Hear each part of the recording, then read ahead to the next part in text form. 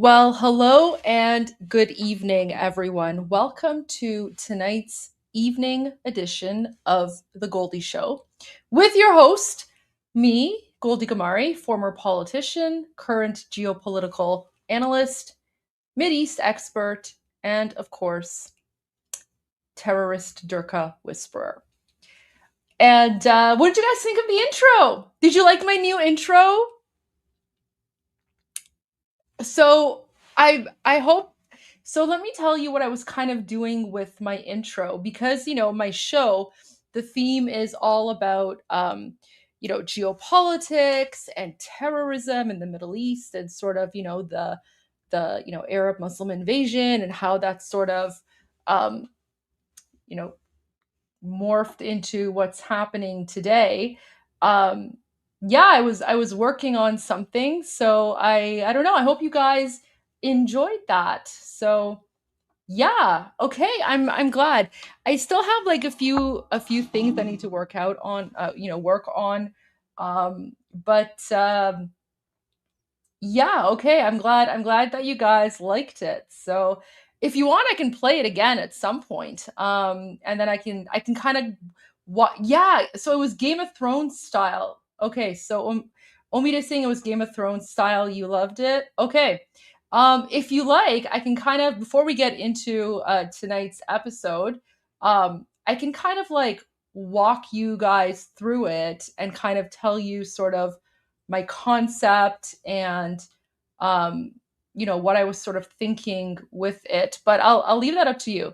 How long did it take? How long did it take to make that intro? Um, Took me about an hour. I mean, obviously, I used AI, right? Like, I'm not a graphics designer or anything like that. But sure, okay. You want me to walk you guys through that? Um, okay, all right. I'll play it again, and I will walk you guys through that if that's what you want. So, um, okay. Oh, someone's asking, can I play the intro with the Team America song? I can't do that because the Team America song is copyrighted. So I can't really play copyrighted music on my channel. I might get a copyright strike. But all right. Okay. So Sure. You know what? Why not? Let me walk you guys through my intro, and I'll kind of break it down. I'll pause. I'll break it down, and I'll kind of let you guys tell you guys what I was thinking for each one, and we can take it from there. So, all right. Okay. So, so the beginning part is just sort of like, concepts about Iran because I'm Iranian. Okay, so let's play the first part. So you can see the tower. This was built by the Shah of Iran. There's the Farvahar on the top right. And then on the top left, you can see the lion and sun. And then below that, it's like ancient Persepolis. And then you can also see sort of like a modern skyline of Tehran. One of the prompts that like when I was generating the prompts, one of the instructions was no reference to mosques or like Islam or anything like that, because obviously I'm Iranian, and the Iranian identity is different from Islam, and we're fighting the Islamic regime. Okay, so here's the first part, and it kind of shows like ancient Iran kind of morphing into like modern day, and of course the lion, because the lion and sun's and then, so this part, this scene, this is supposed to represent the Arab Muslim invasion of Persia 1400 years ago. So this is sort of like, you can see like the Durkas, right? The Durkas are invading Persia and destroying a beautiful civilization. And as you can see, as the like Durkas take over, they just basically destroy everything, because the Arab Muslim invasion of Persia was a downgrade. And then this part is sort of, this is kind of to represent the Crusades, right? Where sort of the Arab Muslim conquerors were trying to, of course, invade Europe, right? And then here you have Europe kind of fighting back. So this segment here is kind of like hinting at the Crusades and how the Crusaders were able to fight back the Arab Muslim invasion.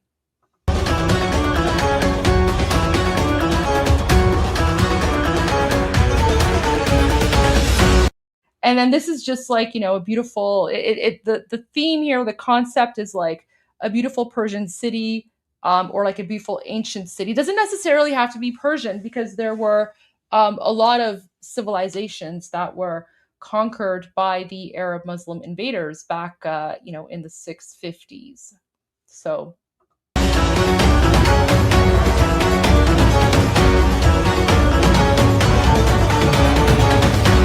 and then this is just sort of, you can see like this dark cloud and shadow kind of just going through the Middle East area, kind of all the way to Africa. And that's supposed to represent the expansion of the Arab Muslim colonizers across the region.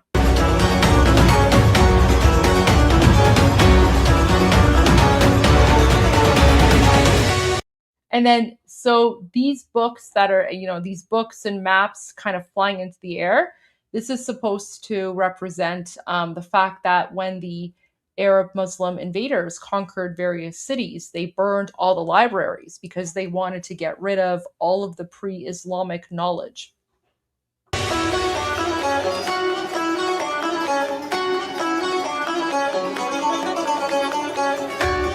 And then this is, of course, sort of the world.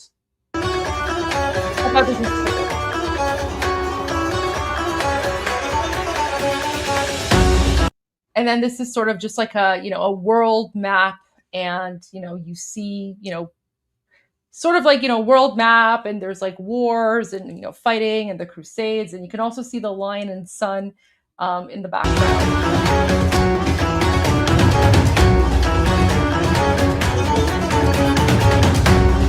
And then so that first part was kind of like ancient history. And that's important because what's happening today in terms of geopolitics and the Middle East, but also what's happening in Western countries, like America, Canada, Europe, Australia, elsewhere. What's happening today when it comes to terrorism and jihad, it's related, like it literally is tied back to what happened or what started 1400 years ago. So this scene is sort of like the Middle East going from like, ancient to modern times.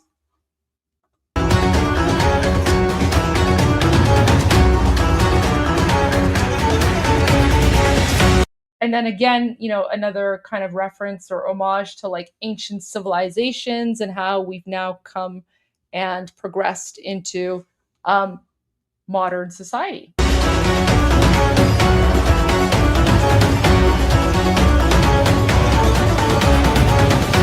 And then this is sort of, showing how the world is all connected and how, you might think that an issue or conflict that is like thousands of miles away um, is actually much closer than you think because it's all connected.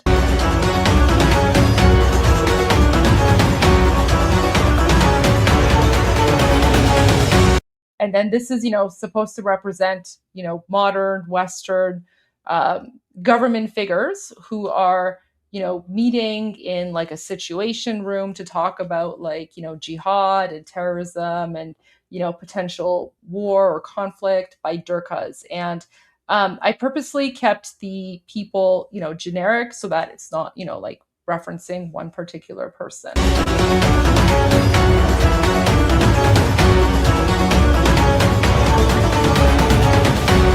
And then this is, of course, the world game of chess, right? So this is kind of referencing how, various political actors are, kind of playing this global game of chess, which is basically what geopolitics is.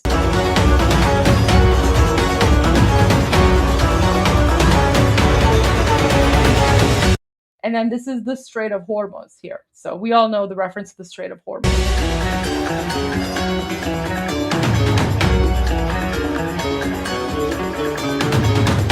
And then this is just sort of, again, showing how the globe is all interconnected and how something that happens in one part of the world, for example, in the Middle East, impacts the rest of the world.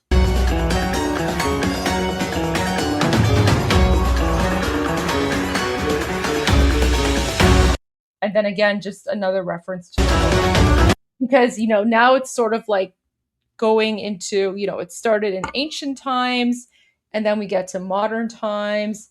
And then now we're talking about global geopolitics and how everything is interconnected.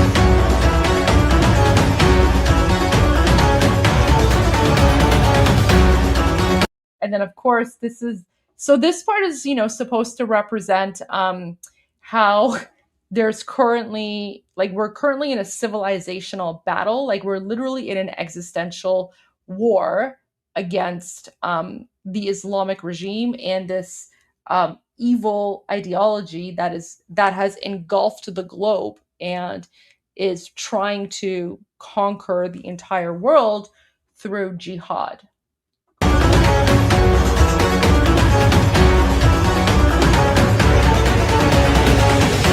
And then this part's my favorite part. So I'm actually really proud of this part because I, generated, like I put in the YouTube AI prompt or whatever to like generate this. So this part is representing the Iranian people who, for the last 47 years, have been held hostage by the terrorist Islamic regime. And you see the lion and sun kind of like breaking out and, just um, coming back to life, right? So this part represents the Iranian national lion and sun revolution and how we are going to be successful. And so you can see the lion and sun with the crown on top, of course, to represent the Shah of Iran and the monarchy, the Pahlavi dynasty. And you can see ancient Persia on the left side, and you can see a modern Tehran skyline on the right side.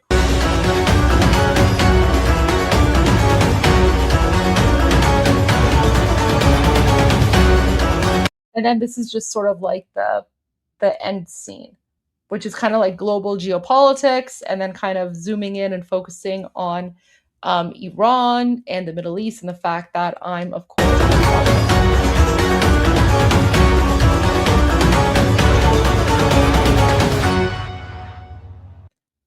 there you go. Do you guys like that? It's like I really wanted, like, for a while to sort of upgrade my uh like my opening intro and stuff. But oh, thank you so much for the kind comments. Okay, so just for you guys, I will play it one more time, because now that I've explained the symbolism behind the video, you guys can sort of appreciate it more, I guess. Yeah, I'll play it again. Absolutely, absolutely, David. So now that I've explained it, I will absolutely play it again, without pausing. And for people who said, I think someone mentioned, that I said a few months ago I'm not good with AI. Yeah, I did say that I'm not good with AI, but one of the things about myself is that when I'm not good at something, I will always challenge myself to learn it, right? To figure it out, teach myself how to do it. So this is all literally self-taught. Like, I did this all myself with no outside help. So yeah, okay. Guys, maybe I'm like not only a Durka whisperer or a geopolitical whisperer or a political analyst whisperer. Maybe now I'm like an AI whisperer or something. Who knows? But all right, okay. So now I will play it again one more time without interruption, and just to make sure that I don't interrupt, I will turn off my camera and microphone, so I don't tempt myself. But all right, here you go. Here's the new intro.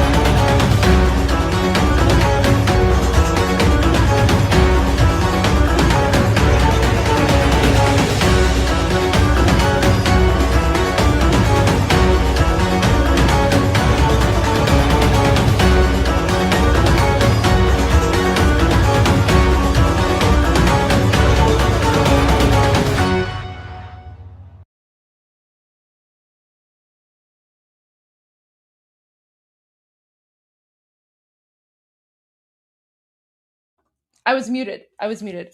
So there you go. That's the intro. And honestly, it kind of looks like a movie trailer that I want to watch, right? Like it's almost like it's pretty much Game of Durka, right? So it's like the intro to Game of Durka.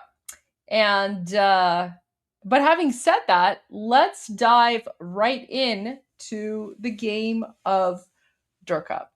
Now, I'm going to like so the purpose of tonight's live stream is we're going to watch and analyze President Trump's cabinet meeting from last week. And the reason that I want to analyze it today is because some of you might think that President Trump's cabinet meeting might be old news because, it happened a week ago. However, one of the things that I've noticed, especially, analyzing the entire Iran situation, not just, for the last 4 or 5 months, but for the last 15 years, is that if you want to truly understand what's happening today, you have to pay attention to what was said before. And not enough people will watch the political meetings or speeches or congressional hearings or cabinet meetings or Senate, whatever. Because most people are like, oh, like this is politics, it's boring, blah, blah, blah. And you know what? I do understand that. I totally get it. Because oftentimes the way that politicians speak, it's in a way that might seem intimidating or daunting or overwhelming.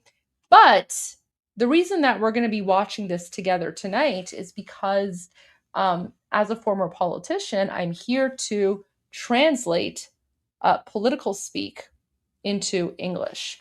And I did start playing this cabinet meeting a while ago, but then got distracted because there was a lot of news coming out and all that stuff. And the way that I like to analyze these videos is I just want to have like a complete video, with political analysis and commentary that's completely uninterrupted. Because that way it's easier to kind of go back and just watch all of that. So tonight's episode is not necessarily like a breaking news episode, but please mention, if there's breaking news, let me know in the comment section, obviously in the live chat. If there's news that, like, I don't know, the Islamic regime has been overthrown or something, obviously I want to hear about that, and I will look it up. If there's more boom boom attacks by the Islamic regime, of course, I want to know about that, and I'll share that as a quick intermission. But aside from that, tonight's live stream is focused on political analysis, interpretation, and commentary. And I do see that we have some super chats. I'm going to leave the super chats for after the analysis. So the way that the format's going to work for tonight is we're going to go through the cabinet meeting from May 27 with President Trump. And then after I'm done my political analysis and commentary, then I will dedicate a specific time to all of your super chats and any other questions or comments that I see. So having said that, let's get started. Okay. Oh, and before we begin, tonight's bubbly is grapefruit flavored. There we go. So grapefruit flavored bubbly. All right, let's get going. And again, former politician, political nerd, I love this stuff. And I'm just thrilled that you guys are here with me so that we can watch this together. Wait, someone's asking what happened to Tusi? What do you mean what happened to Tusi? Did something happen to Tusi? I'm sure Mahir Tusi's fine. Why? All right, let me just look this up really quick before we begin. Tusi's fine. Why? What's the issue?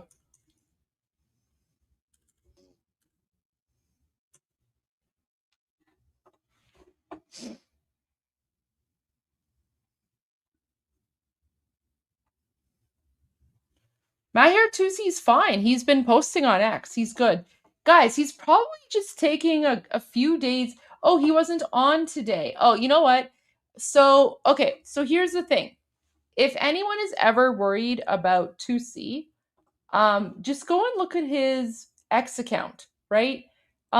He's been active on X, which means that he's okay. So if he didn't post today, he's probably taking a break to recuperate, probably doing staff meetings or whatever the case might be. So don't worry about Tusi, right? If you're wondering why, he hasn't posted on YouTube, go check his X account. If he's posting on X, that means he's okay. So there we go. So Tusi is totally fine.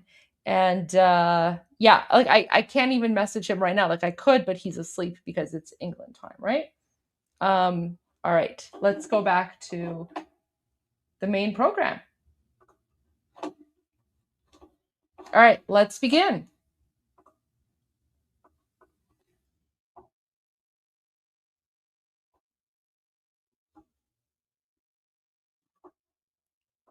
I got to move forward a little bit. It'll start soon. We have There we go. a lot of very happy people around the table because we're a great team. It's been a tremendous period of time for our country, and things are going very well. Number of jobs, we have more people working today than we've ever had before in the history of our country, and many other things. And I have a few words to say to you that I think will be helpful. Last night was incredible, not only Texas, but so many other places. And the numbers were fantastic, and they've really been that way for a year.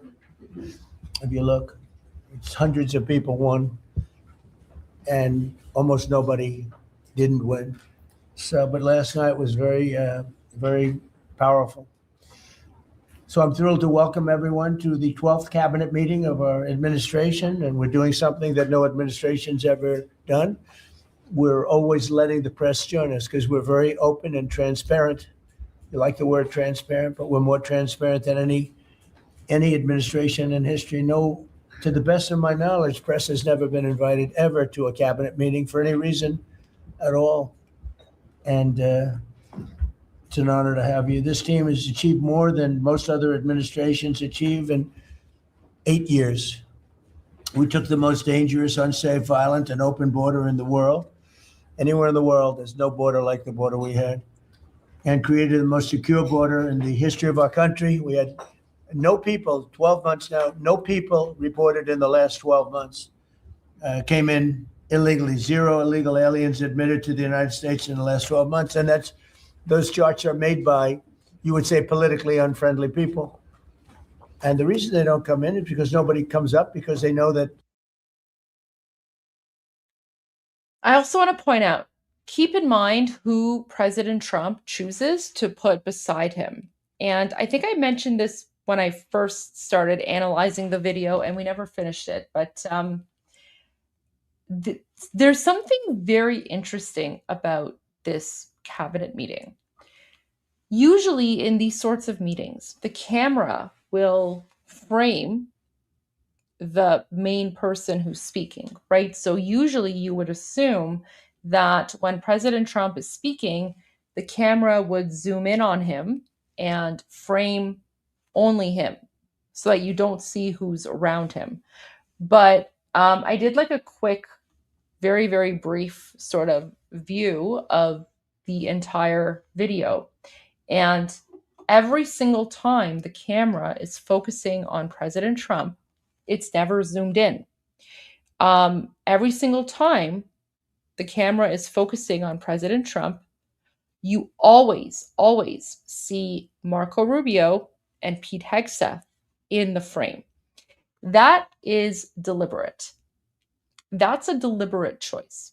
Guys, nothing in politics is by chance. So this was President Trump and his staff, right, his admin team, making a deliberate choice to not only have Marco Rubio sitting on his right side and Pete Hegseth sitting on his left side, but also they made the deliberate choice to have both of them in the frame at all times when he's speaking. That is sending a signal. That is sending a message. That's basically President Trump saying that anything that he's talking about, especially when it comes to Iran and the conflict with the Islamic regime, President Trump wants the world to know that the top two people who have his ear are Marco Rubio and Pete Hegseth. Marco Rubio, of course, is Secretary of State. Pete Hegseth is the Secretary of War. And for those who are asking, well, where's JD Vance? That's because um, the formality is that the vice president sits directly opposite of President Trump. So if you don't see JD Vance here in the frame, that's not like an attack on JD Vance, not at all. It's basically tradition, and it's basically accepted, like a convention. It's an accepted convention that the vice president will always sit directly opposite from the president. So JD Vance is directly opposite from President Trump. But the fact that President Trump chose to have Pete Hegseth and Marco Rubio not only beside him, but in the frame at all times, that says something.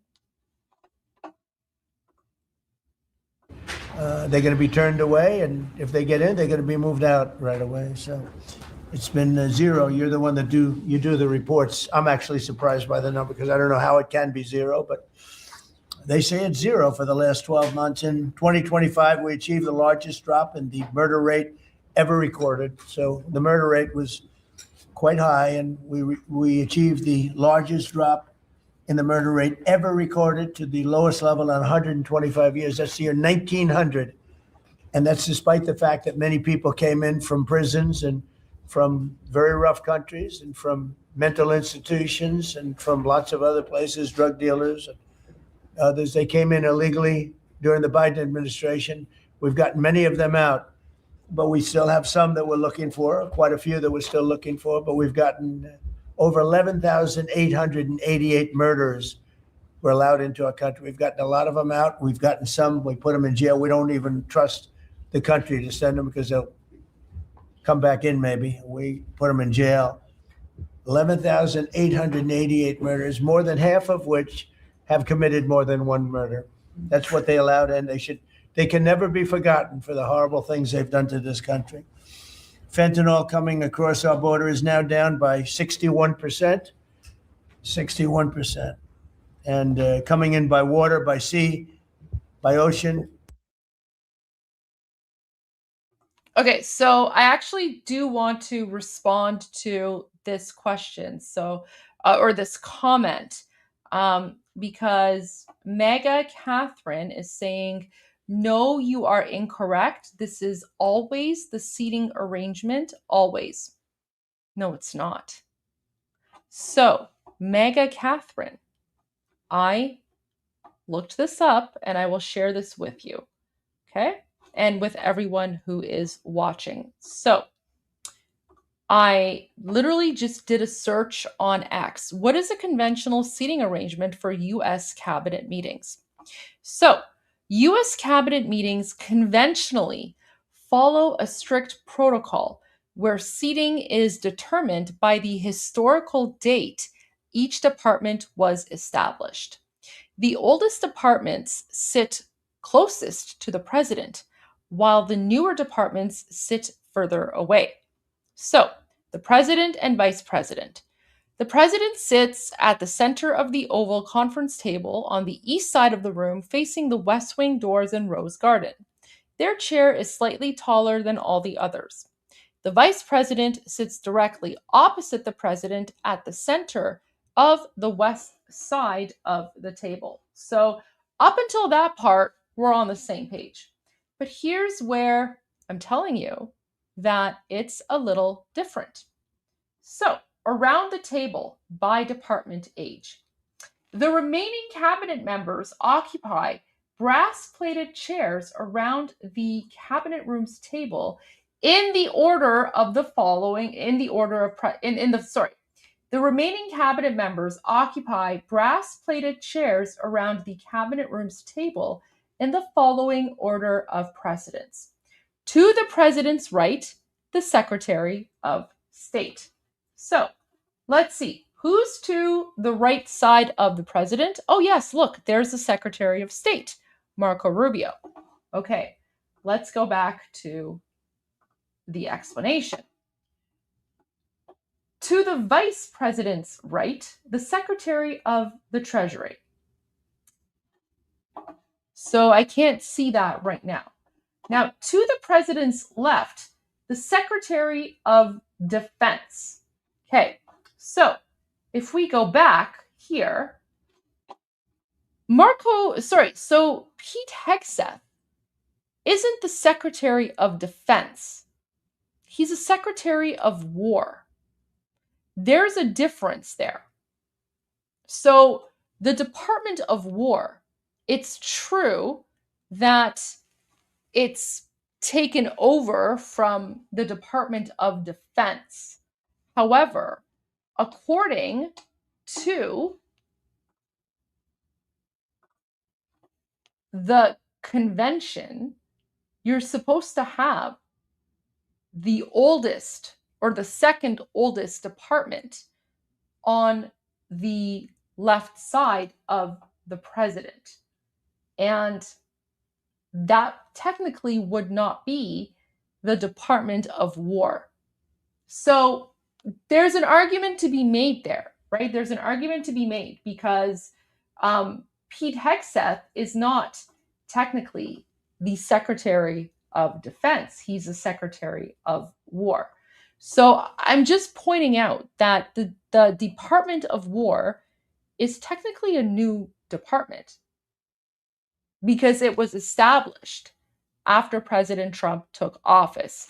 Yes, it assumed the role of the Department of Defense, but given that it's a newer department, that's all I'm pointing out. I'm pointing out that according to, if you wanted to follow the strict convention, it technically wouldn't be Pete Hegseth because President Trump got rid of the Department of Defense and created a totally new Department of War, which didn't exist before. So that's all I'm saying. Now, I mean, we can agree to disagree on this. That's fine. I'm just giving you my, interpretation and analysis on this. The point that I'm trying to make is that even though the Department of War is technically new, President Trump is still putting Pete Hegseth beside him. And that's for a very good reason, right? I mean, listen, it's okay if you disagree with me. That's totally fine. You can disagree with me. But someone's saying it was called the Department of War until the late 40s, until it was changed to the Department of Defense. Okay. So the Department of War was the original.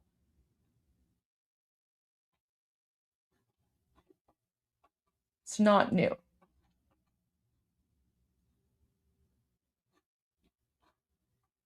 Okay.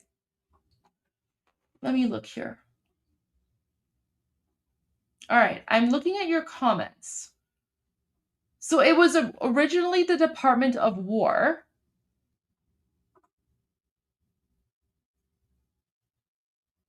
So who changed it from Department of War to Department of Defense? Change from war to defense post-World War II.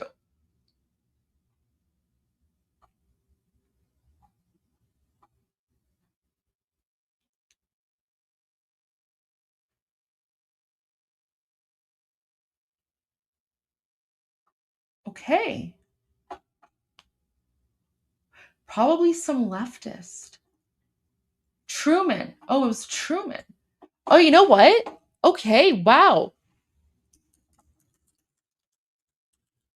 Let's look this up together because this is now wow, guys, now I am very interested. I know this has nothing to do with the meeting, but I'm interested to know, so who changed it?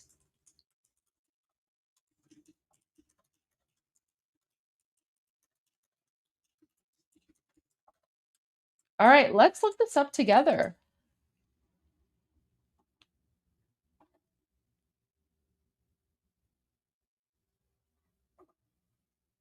Okay, so it was Truman.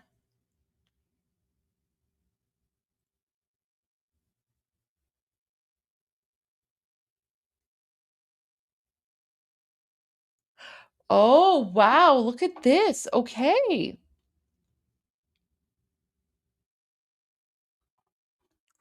Guys, I learned something new. Oh my gosh.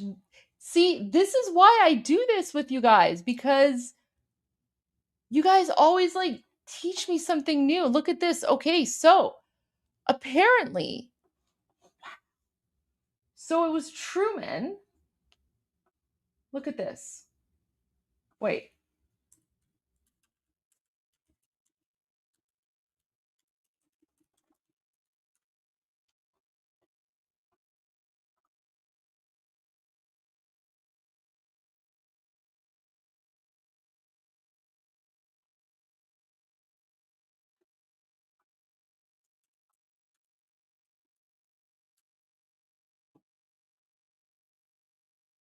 Oh, of course. Of course. Truman was a Democrat. Makes sense. So look at this. So Truman signed the National Security Act in 1947 to change the War Department to the Department of Defense.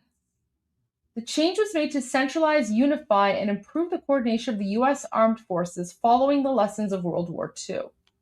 Wow. Note on recent history. In September 2025, President Donald Trump signed Executive Order 14347, which authorized Department of War as an official secondary title for the Department of Defense in order to project a stronger readiness posture. However, the official legal designation of the department remains the U.S. Department of Defense, as an act of Congress would be required for a complete permanent name. Oh my gosh, guys, I learned something new. Wow, okay. So there you go. There you go, guys. All right. Everyone, everyone needs to put a K in the chat for Mega Catherine. Thank you for that.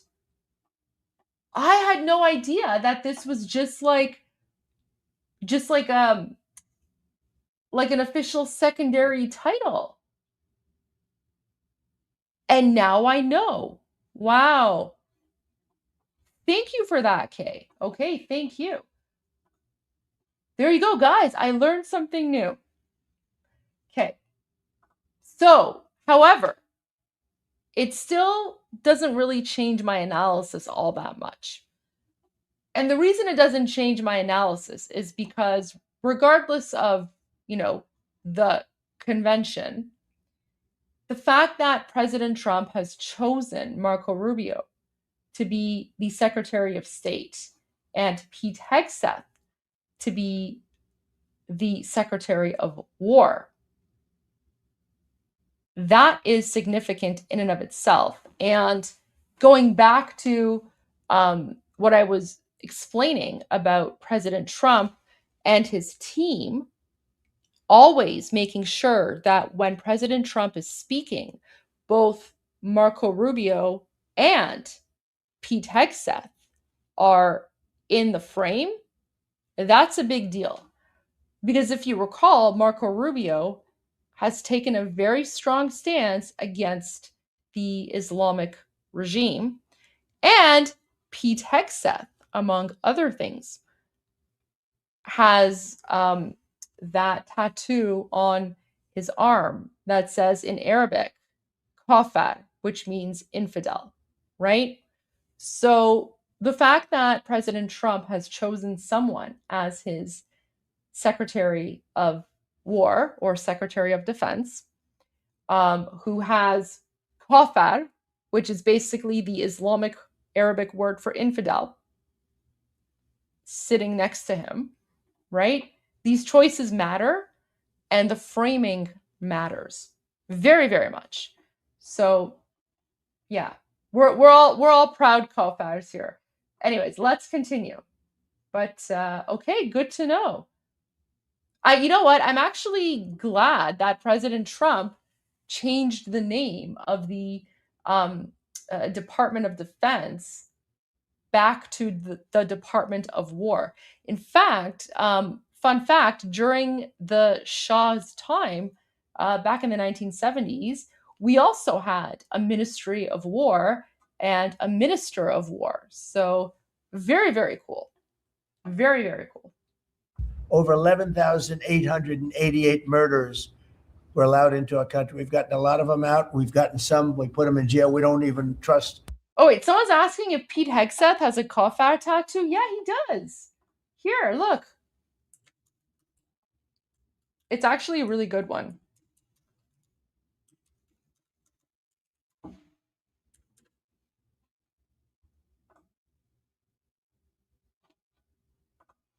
Where is it? Let me find it for you guys.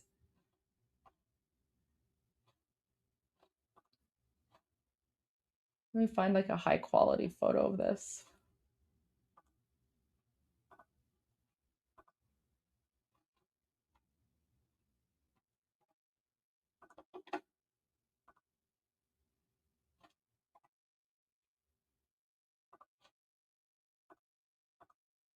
There you go. So that's Pete Hegseth's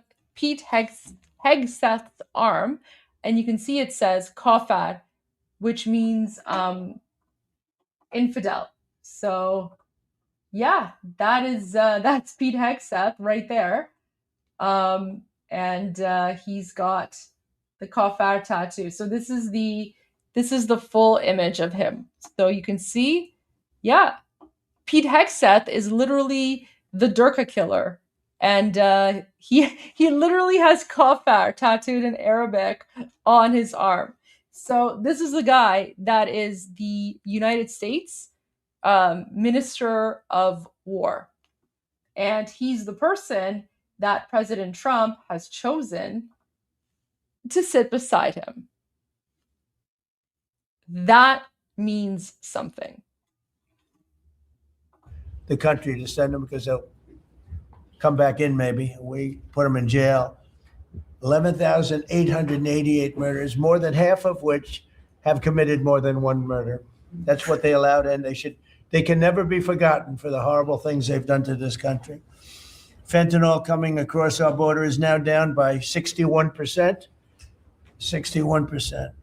And coming in by water, by sea, by ocean is down 97%. Can you imagine? Thanks to our Republican majorities in Congress, we passed the largest tax cuts in American history. All Democrats voted against the tax cuts, putting more money in Americans' pockets. This year, the typical family got tax refunds of nearly almost close to $5,000. The stock market has set 68 all-time record highs since the election. So 68 days, we hit all-time highs. We're right there now. And the average 401k, and that's despite the conflict. I don't call it a war, I call it a conflict. Despite the conflict with Venezuela, who no longer has a Navy, no longer has an Air Force, no longer has a lot of people that were leading the country into very bad places. Their leadership is gone. Their second rung leadership is gone, and we're dealing with their third, half of their third, because half of their third is gone too. The average 401k is up almost $30,000 since I took office. So the Americans are benefiting working today. We have the most working, and we have 401ks at their all-time high, highest they've ever been. And that goes along with the stock market, which is the highest it's ever been. Under my most favored nation agreements, this is something that I wish the media would talk about, because to me it's one of the biggest things ever to happen in our country. Certainly as to medical, anything having to do with medical, because drug prices, we're delivering record-setting discounts on prescription drugs with price differences of 400, 500, and even 600% at the TrumpRx.gov. We recently added nearly 1,000 low-cost generics to the website. So we have drugs down 400, 500, 600%. Now you could say 80. So I am only going to comment on the part about Iran, but we're just going to play the whole thing. But a pill that would sell in Germany or in, let's say, in London for $10 was selling for here for $130. And I got the countries to all agree. Otherwise, they would have had to pay big tariffs. I don't want to go into it, but I had some very interesting discussions. They said vehemently no. And then when I said, that's all right, we're going to charge you 50% tariff on everything you sell into America, they said, well, like we said, we'll say yes. And every single country agreed, and every drug company agreed. So we have most favored nation. So we were paying the highest drug prices in the world. Now we're paying the lowest drug prices in the world. So that pill that I talked about would go from $10 to $20. The world is bigger than the U.S. Hard to believe, but it's true. So it's not like you cut it in the middle. They just had to go up a little bit, but a little bit is a doubling of a price. So a little bit's a lot. So the pill would go from $10 to $20, and we'd go from $130 to $20. Think of that. So we would get, if you remember, some of you were at the news conference I had in my first term where I got the prices down 1/8%, 1/4% my first term. And I was so proud of it because drug prices hadn't come down in 28 years, and I was the first one to do it. But now I'm getting them down, not 1/8%, I'm getting them down 400, 500, 600. Or if you want to use it a different way, you could say 70%, 80%, 90%, 50%. Nobody's ever seen anything like it. And I got that through, well, everybody knew it was taking place, but we paid the highest prices anywhere in the world. Now we're paying the lowest prices anywhere in the world. And the press refuses to write about it. I think it's the biggest thing. And for healthcare, so much of it is prescription drug prices and drug prices. And with them coming down, the healthcare is going to come down very substantially. We recently added nearly 1,000 low-cost generics too, as I said, and that's 1,000 drugs, and it's all on. And this was not given by me. This was given by Dr. Oz and Bobby, and I, wasn't sure whether or not I loved the idea, but they said we want to use TrumpRx.gov is what it is, and it's the hottest site I think anywhere on the planet, from what I understand, Bobby. Right? It's really great. People are calling up and they're buying drugs for literally a fraction of the price. And it should be the biggest story. And on that alone, we should win the midterms. On that alone, we should win the midterms. But the press doesn't talk about it. It's the biggest thing to happen in the drug industry ever, maybe, ever. And the press doesn't even want to write stories about it. We made the largest ever investment in U.S. military, $1 trillion. And we're asking actually for $1.5 trillion for the coming year. And we have the strongest military anywhere in the world, as you know. You saw what we did with Venezuela. That worked out very quickly. And we're doing really equally as well with, but again, people don't want to write about it, with Iran. Iran is very much intent. They want very much to make a deal. So far, they haven't gotten there. We're not satisfied with it, but we will be. We will be either that or we'll have to just finish the job. But then. So for those of you who watched Iran Revolution Live earlier today, but also if you watched my commentary and political analysis of Marco Rubio's Senate hearing yesterday, Marco Rubio gave the perfect explanation as to why it's difficult to make a deal with the Islamic regime. And that's because of the internal divisions. And I've explained all of that. But pretty much Marco Rubio confirmed everything that I've been saying for the last several months, where the Islamic regime occupying Iran, because they have now been divided internally, you have various factions, you have various camps. They're all fighting one another. And earlier yesterday, Marco Rubio in his Senate hearing, he actually said that. He said, the people that they're dealing with, which is Arokchi and Golibov, they seem like reasonable people, although Marco Rubio has also said there's no moderates, right? But Marco Rubio has said, the people that they're dealing with, Arokchi and Golibov, they'll agree to whatever the United States wants, but then they'll go back, and there are elements within the Islamic regime and the IRGC who fundamentally disagree. And then, so Arokchi or Golibov will come back and be like, yeah, we have a deal. And then they'll go take the terms, and then they'll come back 5 days later and say, no, nothing, no deal.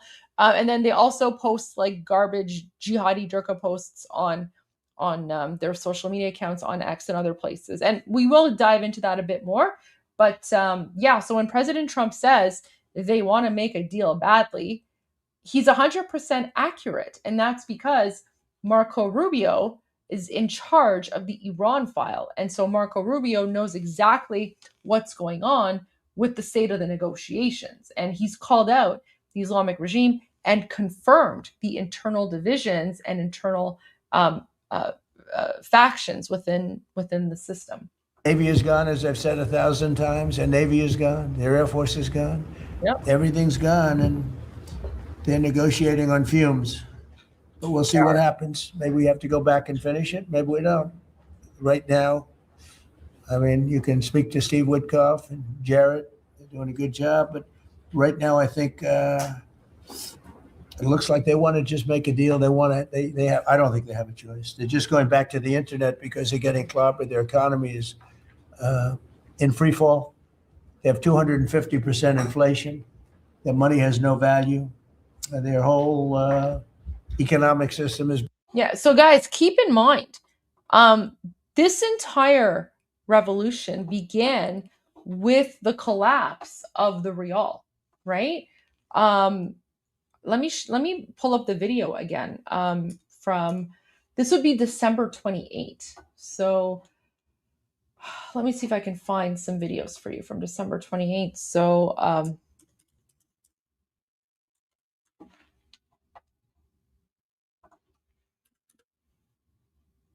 okay.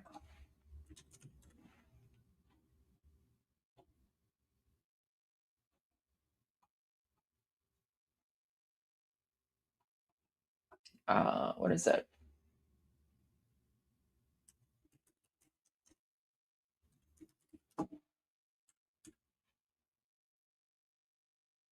Nope. Let me find it here.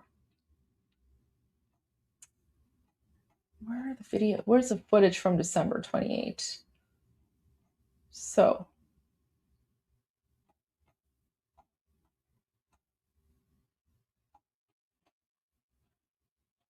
all right, let me just find something really quick on X for you.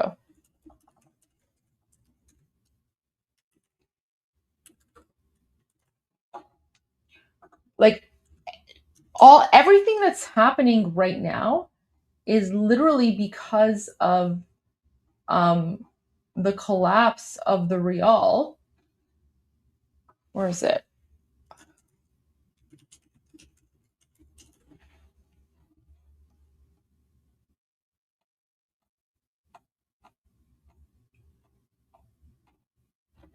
Here we go.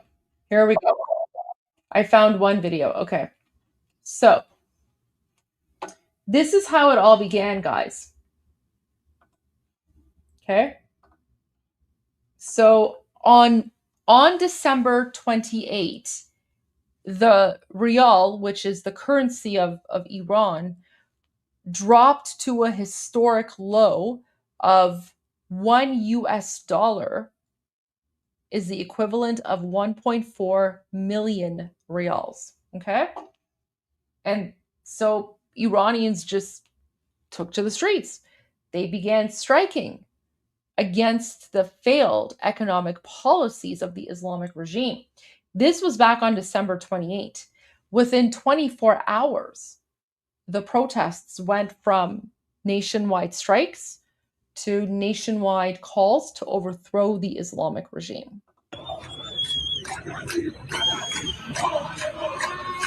And then what they're chanting here is natarsid, natarsid, ma hame ba ham hastim, which means don't be afraid, we're all together. And basically, so Iranians are saying, don't be afraid of the Islamic regime, we're all together, there's strength in numbers.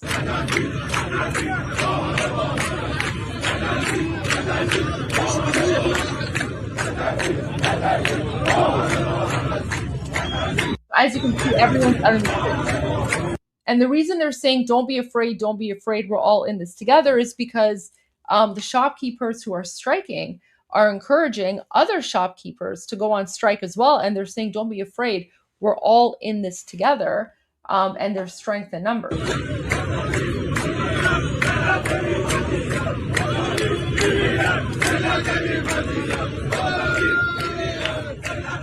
And then, within 24 hours, it went from these chants about the economic collapse of the real and increasing inflation to revolution, calls for regime change, and of course, calling for the return of the Shah of Iran, His Royal Highness Reza Pahlavi.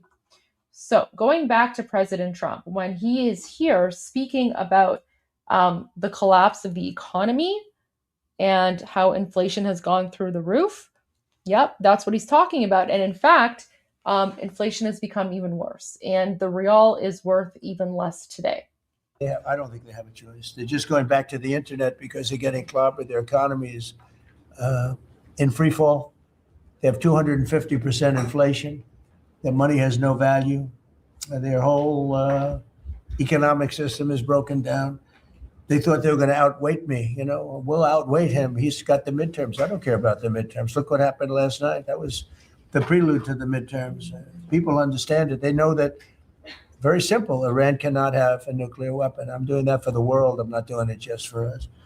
And we've had great support from other nations, by the way. We don't need it at all, but we've had great support from other nations. The problem is you always get the support when you don't need it. When you need it, you don't get the support. With Operation Epic Fury, our warriors are ensuring that the world's #1 state sponsor of terror never obtains a nuclear weapon, and they won't.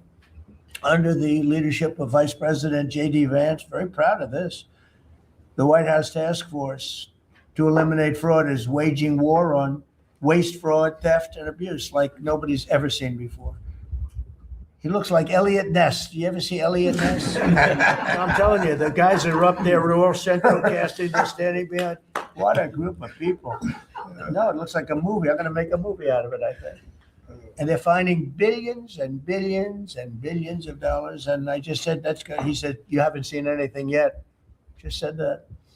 And, if he does really great, we'll have a balanced budget without having to do anything. This is the kind of money they stole. They're crooks. They're thieves. And I hope that Todd is going to do a real job. These are crooked people. These are thieves. This isn't like a mistake. Just talking about one person, he got hundreds of thousands, millions of dollars for securing one man, for taking care of one elderly man. He was a service. He got paid millions of dollars for taking care of one man. Total crook. They're all crooks. Wild. The Somalians, what they've done to Minnesota, the Somalians, they're crooked as hell. Ilhan Omar, crooked as hell. They're all crooks. And we got them. Now we're putting the clamps on, but boy, I tell you, that's an impressive group of guys that you have behind you. I was watching that, and a couple of very strong women too. But I was watching that last night. I said, I'm proud of you guys. In 2 months, we've exposed tens of billions of dollars of defrauded taxpayer money, prosecuted numerous fraudsters, Todd, and stopped billions of suspicious payments, very suspicious. Oh, you haven't seen anything yet? Well, you see, I'm getting reports from Todd, from JD. I've never seen anything like it. The kind of just hundreds of billions of dollars was stolen, and no other administration would do what we're doing. They'd let it go. Everybody was getting rich, and I think we have a chance to save Social Security without doing anything to it by just the numbers of fraudulent people on Social Security, people that are 115 years old, 125 years old, getting payments It's funny. I said, "No, do those payments get turned back?" No, they accept them. Well, somebody's getting the payment. It's not a person that's 125 years old, but that's the least of it. The numbers that we're finding out, we have great people at Social Security. We're going to make our Social Security so strong, so good that you'd never see anything like it. We're going to protect. I said right from the beginning, we're going to protect our people on Social Security. If the Democrats ever got in, you wouldn't have said Social Security would be bankrupt. People wouldn't be getting anything. Last week, they took down two of the largest Medicaid fraud cases in Minnesota history, as well as the largest autism fraud case ever charged by the federal government. You saw that with millions of dollars just being Wild. stolen. Everybody had autism. Everybody had autism. They said it was incredible, actually. And I've just seen I see what they're doing. You haven't seen anything yet. So congratulations, JJ. Be vicious like they are. They're violent people. They're violent, vicious scum. Before asking Vice President Vance to speak about these efforts, I want to express our tremendous gratitude to our outgoing director. It really says something when President Trump refers to people from a certain country or community as scum. Have you noticed who he does not refer to as scum? The Iranian people. In fact, President Trump and Marco Rubio and many others have always made a distinction and difference between the Iranian people and the Islamic regime, right? Keep that in mind. Of National Intelligence, Tulsi Gabbard, who's a terrific person, actually.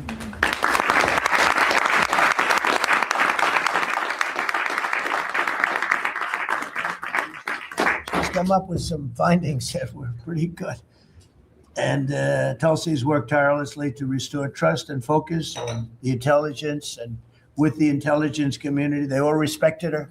They listened to her. She gave us leads that were pretty much, people thought they were dead and they weren't dead. They were right there. And she was able to expose a lot of things that we used at the FBI with Cash and with Todd and with JD and everybody else. It was amazing. She dramatically reformed the Office of Director of National Intelligence and cutting the staff by 40%. And she prevented countless terrorists and cartel members from entering the United States.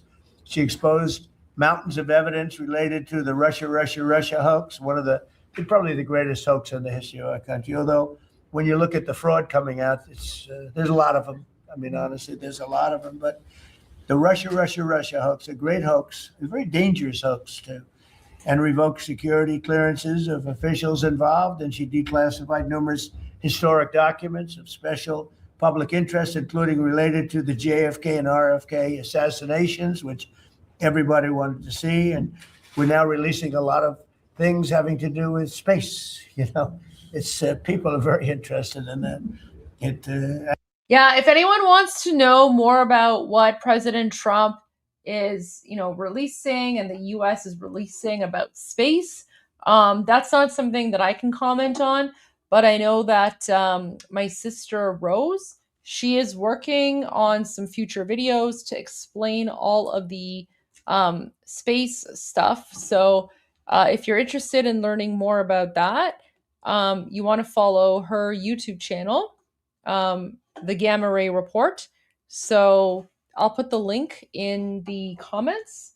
Go give her a follow, because I know that at some point in the future, I don't exactly know when, but she will be doing like a video or an explanation or something about all like the UFO and space stuff that President Trump has released through the White House, which I find really fascinating.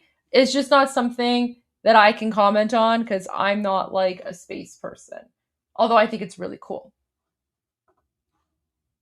Actually became the number one topic. We're releasing a lot of information having to do with terrestrial things, and people are totally fascinated by it. It's amazing. I wasn't sure if they would enjoy it.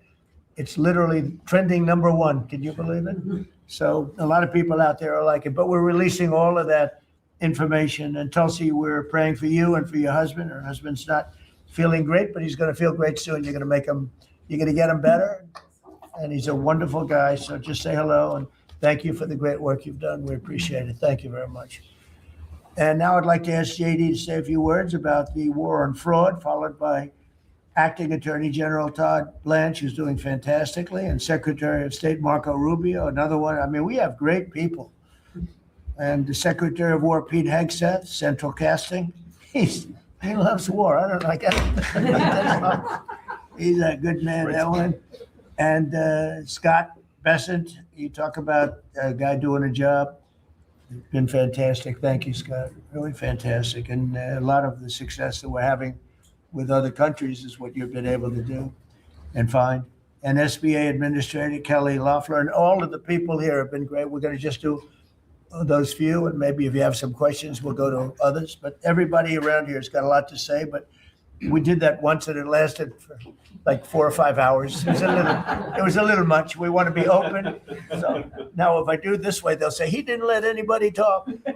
But let's start with JD, and you can talk about a really, really important thing, bringing our country back to honesty. A tremendous amount of money is involved. Go ahead. Yes, sir. Well, first of all, thank you for your leadership, sir, and for making it possible. I often find in the fraud task force that there sometimes are barriers that we need to break down, agencies that need to coordinate, and I'll come to the president and say, Mr. President, I need your permission to do, he'll say, for what? For the fraud task force, and he'll cut me off and say, yes, go do it. So the fact that we have dedicated presidential leadership is really what's made this possible, because it does require we've got great people around the table, but sometimes these agencies don't know how to work together at the lower level. And that's one of the things we've. Okay, so I know the fraud issue is really important, but I do want to focus on Iran. So I'm going to respectfully skip through what JD Vance is saying so we can get to the rest of the stuff on Iran. A better place for every citizen in this country and save money, a lot of money, Billions of dollars. and also it's the right thing to do for our tax dollars, Mr. President. And billions of dollars was given out just very quickly before Biden left office. Billions and billions were given out. And I mean, I know of many cases, but one, I don't know what's happened with it, but I think you're looking at it. I know Lee was involved in it environmentally. Stacey Abrams was given $2 billion. For an account that had $103 in it, an environmental fraud, I guess. And she had $103 in this newly opened account. And before leaving business, they put $2 billion into the account. And they had no reason for existence. They were unable to say what they did with it. $2 billion. Lee, do you want to just mention something about that? Thanks to your leadership, Mr. President, that was canceled. And they no longer have access to that $2 billion. They fought like hell. They wanted that money. Go In ahead. fact, it was over $29 billion that it's now been canceled at EPA. You told us to make it a priority. Now this happened as soon as you came in. After the election, before your inaugural dollars up, it's under court. Great, 14 trillion. a big, great team effort. And we're building more, most importantly, we're building more factories and plants in the United States now than at any time ever before. $18 trillion coming in. That's not including the 12th month, that's 11. And I say it often that the Biden administration had much less than 1 trillion, and we have 18 trillion. And when those final numbers come up, they'll be even higher than that. That's a record in the history of the world. No country has ever done that. And that money's going into plants, and I just want to pull up a comment here saying this fraud thing wouldn't be happening without people like you, Goldie. So first of all, you're obviously a troll. But there's also something I want to show up. I want to share with you since you want to make these smart ass comments here. Let me pull up that graph.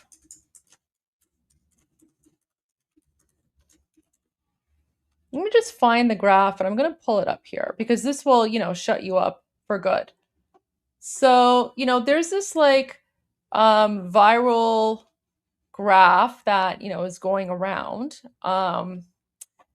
where it's, food stamps by ethnicity, right? Here we go. So food stamps by ethnicity, right? Let's look at this graph of food stamps by ethnicity. Um, oh,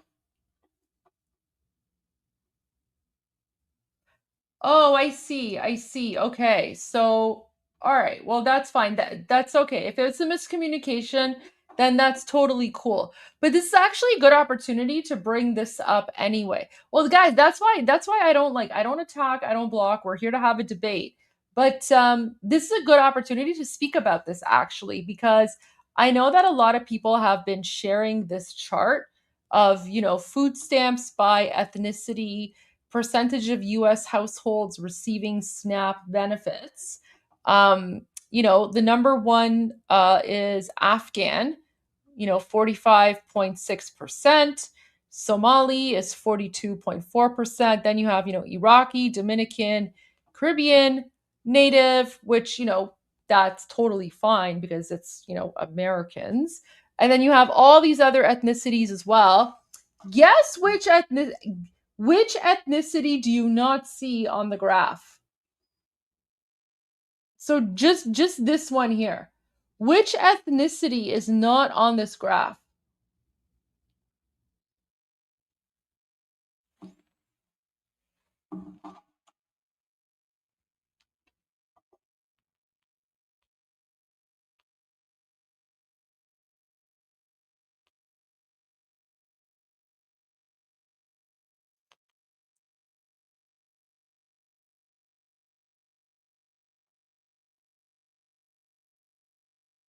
Yeah, no Iranians.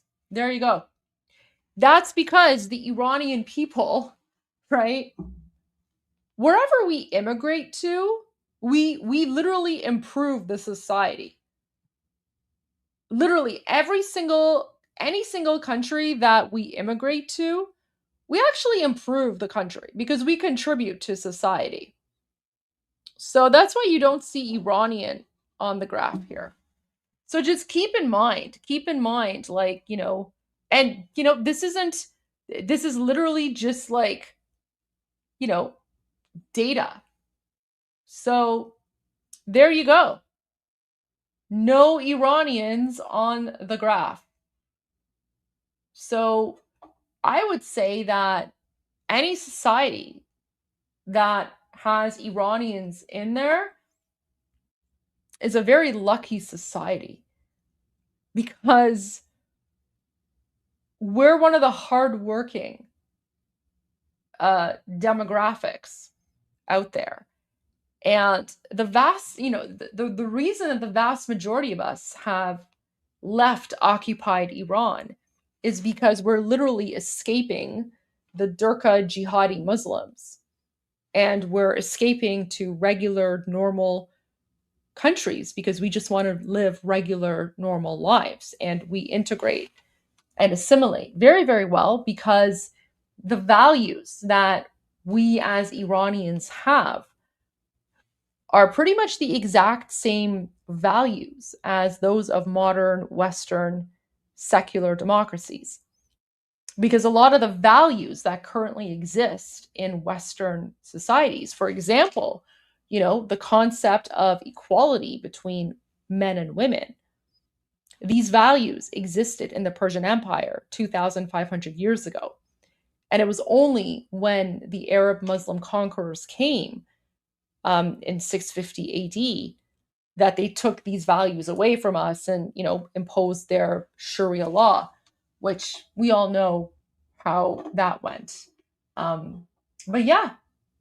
All right. So mistranslation, all good, but it did give me an opportunity to share this graph and point out that no Iranians on these, and that's also why even though Iran is occupied by, Muslim Nazis and has been occupied by Muslim Nazis for the last 47 years, there's no Iranian refugee crisis, right? Why is that? Why is it that there's no Iranian refugee crisis? Think about that.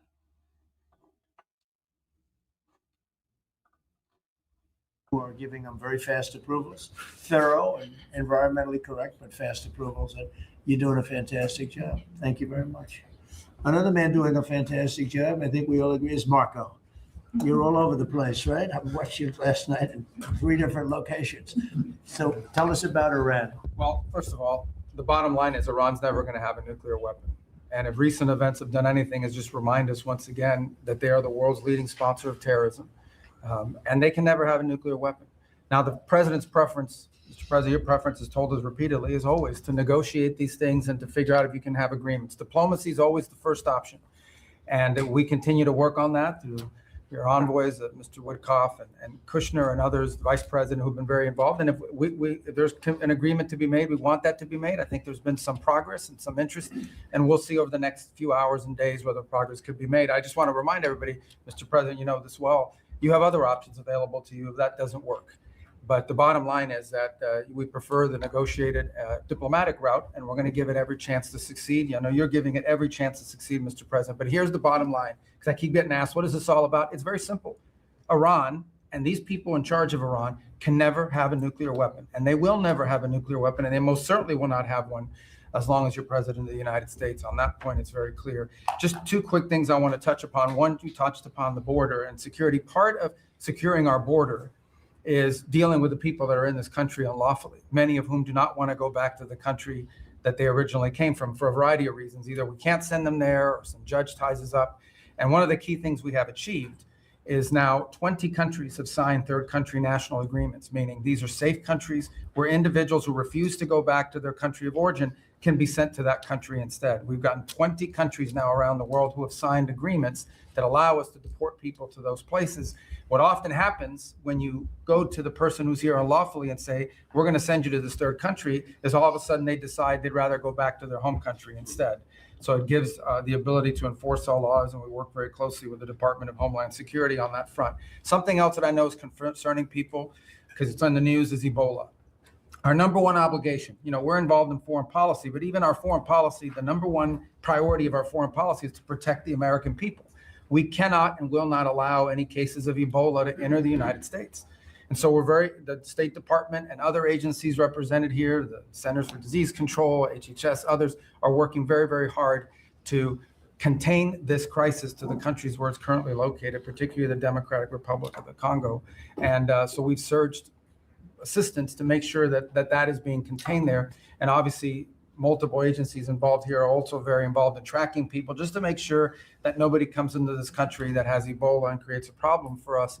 And we feel like we've got good efforts in place to do that. And Americans should feel assured that the president and his administration is doing everything we can to protect them on that front. My last point, said I was all over the place. One of the places I stopped in last night was to initial the Trump route for prosperity in Armenia. This is a key linchpin of the peace deal that you were able to achieve between Armenia and Azerbaijan. Yeah. And in addition to that, we also signed a critical minerals MOU with them and a strategic engagement one as well. So just a reminder of another war you helped to settle, Mr. President. But from that now we are seeing the emergence of a great new relationship with Armenia that really had grown stagnant for a very long period of time. So we're doing. So guys, this new relationship with Armenia is more important than you think, because Armenia has, for a long time, sort of been, working with or trying to appease the Islamic regime occupying Iran, right? Like when you look at the map, Armenia is a small landlocked country that shares a border with the Islamic regime. And because it's such a small country, it's always tried to appease. It's always tried to appease the Islamic regime.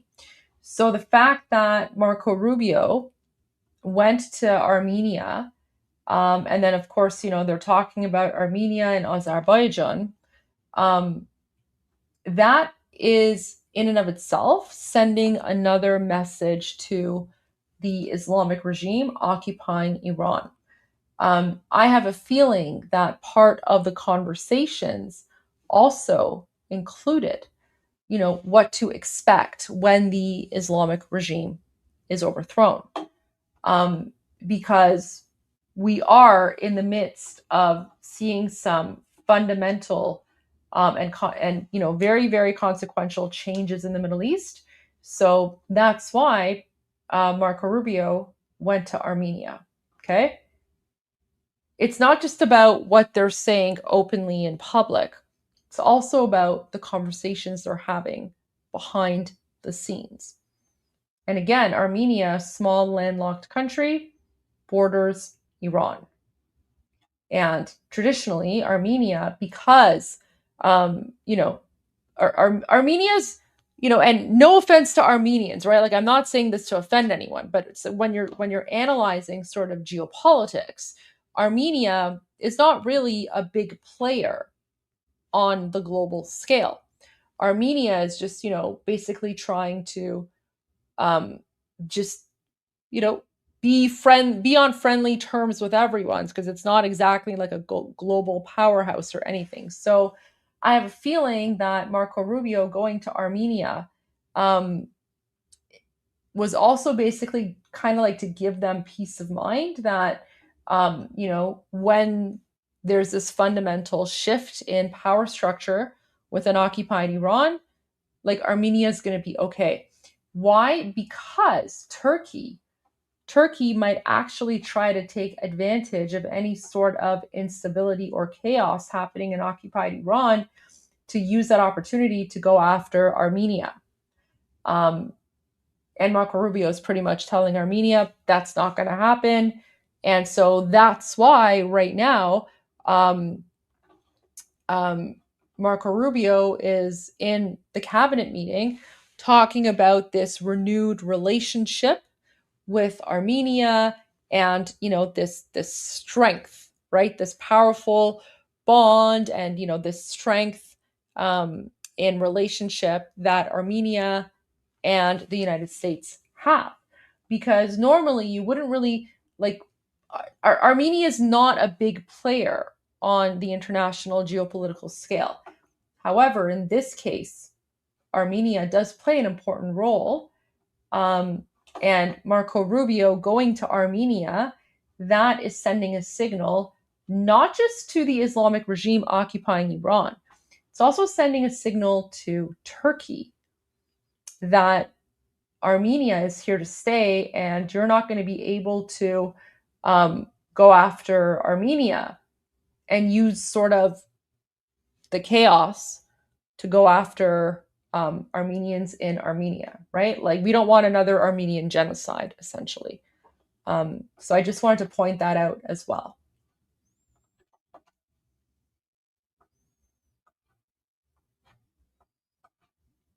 He's represented here, the Centers for Disease Control, HHS, others are working very, very hard to contain this crisis to the countries where it's currently located, particularly the Democratic Republic of it. Yeah, it's also sending a signal to Russia as well, absolutely, but not as big of a signal to Russia, only because if you look at the map, like Armenia, like Georgia is basically acting as a barrier, right? So this is This is Russia here. So Georgia is still acting as a barrier between Russia and Armenia. Armenia's biggest concern right now is Turkey.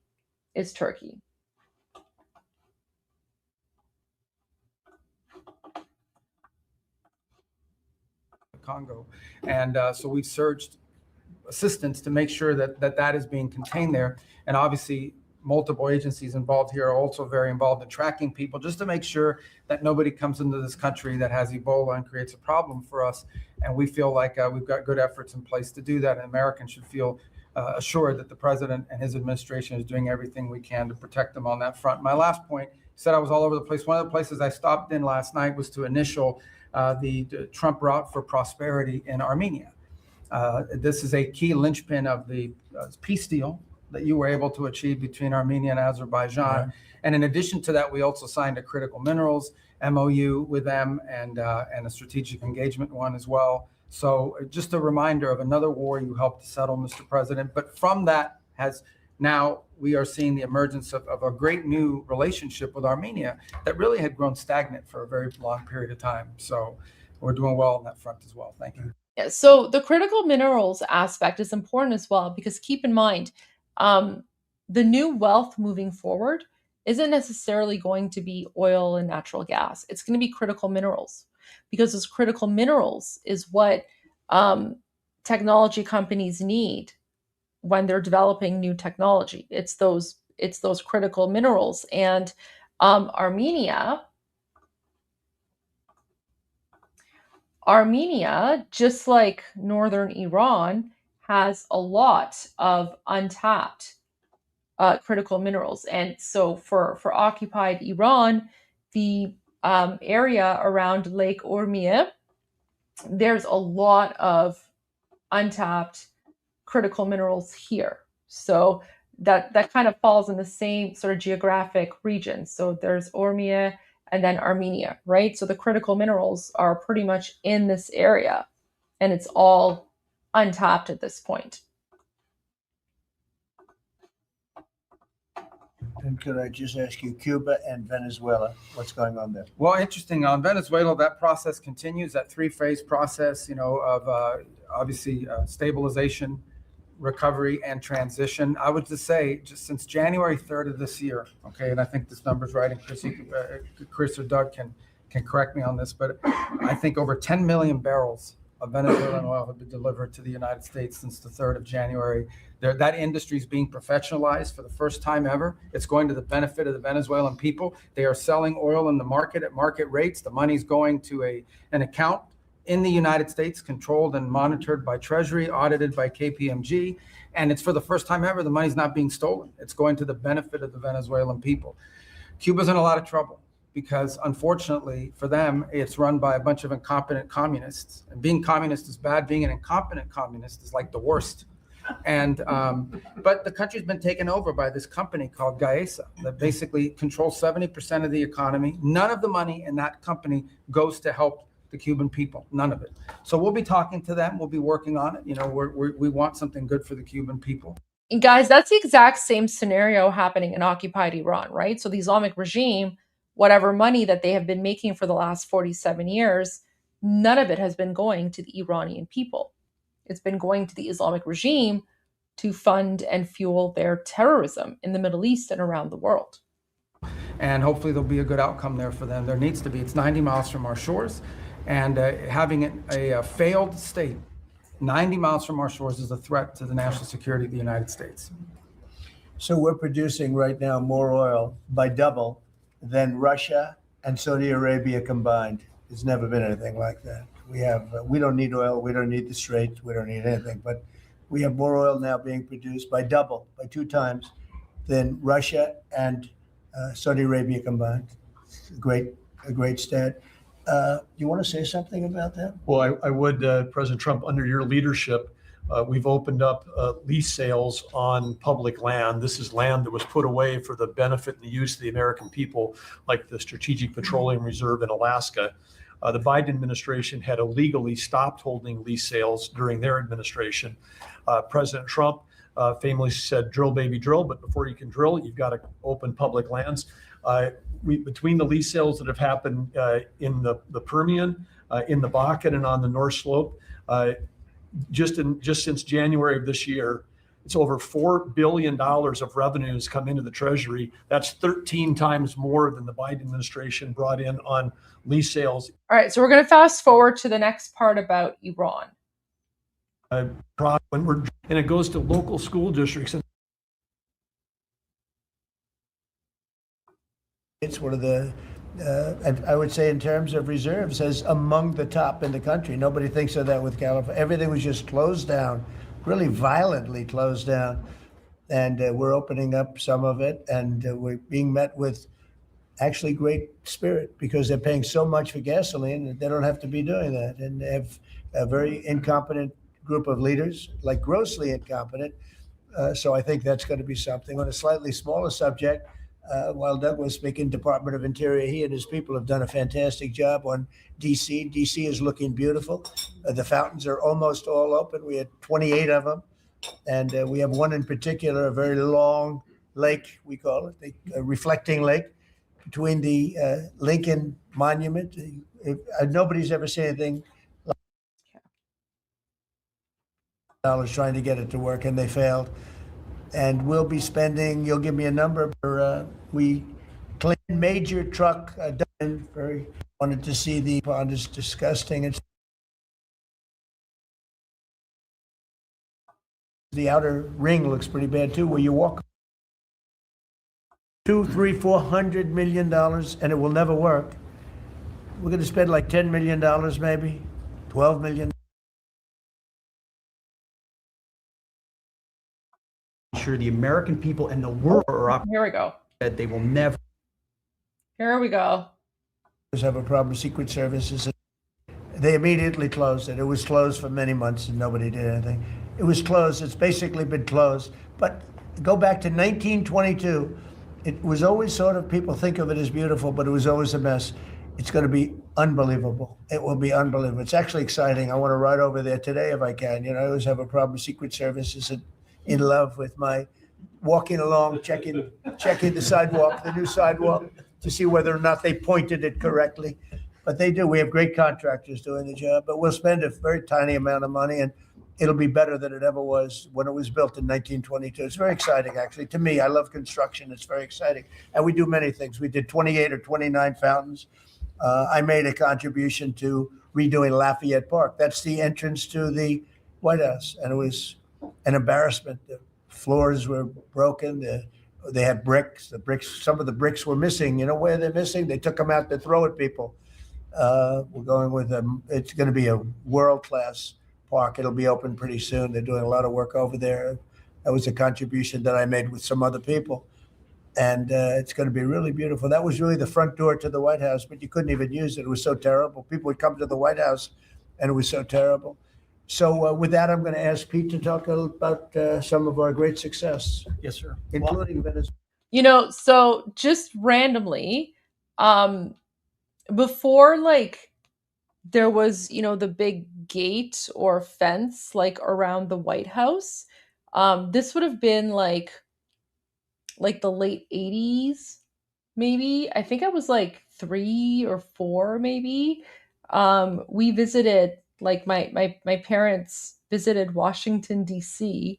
And there's like this video footage of me as like a 3 or 4-year-old literally like running up and down the steps of the White House back when visitors could still literally just, you know, this was before all the Durka terrorists, you know, were imported to the United States, right? But like there's literally like my dad took some video camera footage of me as like a 3-year-old running up and down the steps of the White House before they built like the big fence around the building, right? Back during like a more peaceful time when terrorists and Durkas and jihadis had not infiltrated the United States yet. But for Americans, you know, those of you who are old enough, I think you guys probably remember, like back in the late 80s, early 90s, they didn't have like the big gate around the White House. Like you could literally just walk up to the White House. You know, you couldn't go inside, but you could like walk up and down like the main steps of like the White House. I don't know if it was the White House. It could have been maybe it was Congress or something. I don't know. It was somewhere. Maybe it was the White House. I don't remember. It was like some building. It was some building, but now there's like a big fence around it. I should probably go find the video. I think it was the White House. Wait.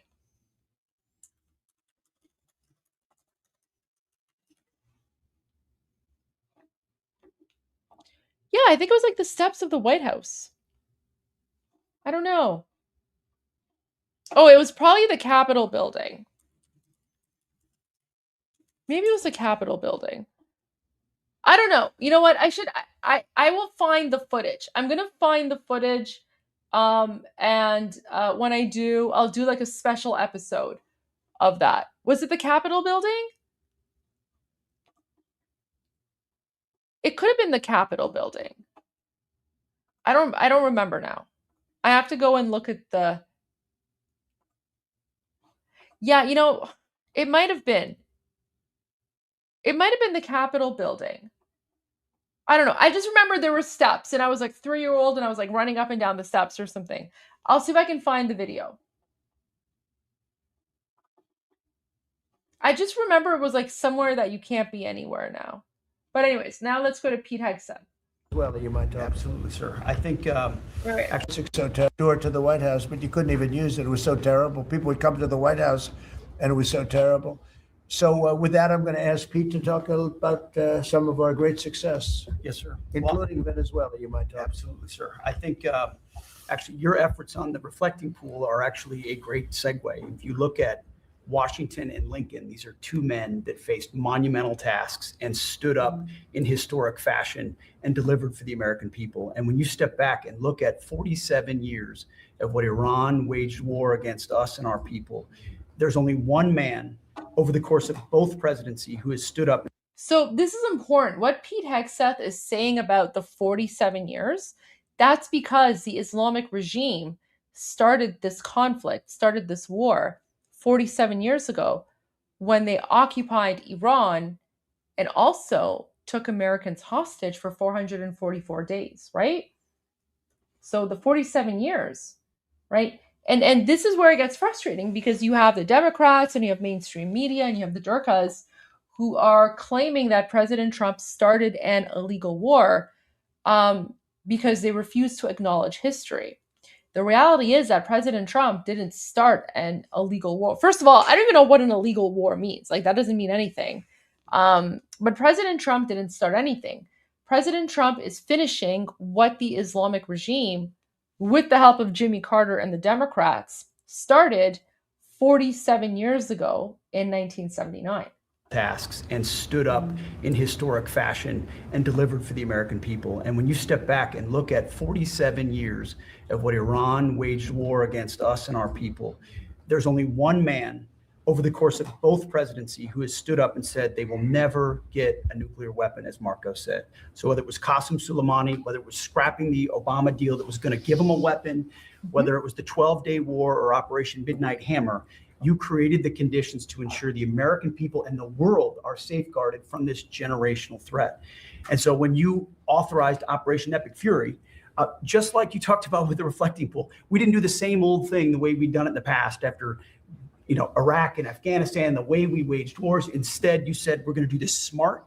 We're going to do it overwhelming. We're going to use maximum lethality, and we're going to bring them to their knees. And so whether it's their Navy that's at the bottom of the Persian Gulf, their Air Force, their air defenses, or their defense. Notice how he said Persian Gulf. It's interesting. Pete Hegseth will say Persian Gulf when he's around President Trump and Marco Rubio. But for some strange reason, when he's giving his own briefings, he'll put out the garbage term, the other term, which I'm not going to say. But the official name of the Gulf is the Persian Gulf. So I find that really interesting that in front of Marco Rubio and President Trump, he uses the proper and correct name, which is the Persian Gulf, and it will always be the Persian Gulf. Let's listen to that again. Iraq and Afghanistan, the way we waged wars. Instead, you said, we're going to do this smart. We're going to do it overwhelming. We're going to use maximum lethality, and we're going to bring them to their knees. And so whether it's their Navy that's at the bottom of the Persian Gulf, their Air Force, their air defenses, or their defense industrial base, they may have missiles, but they can't build more right now. And they can't build more drones right now. And they can't build more ships.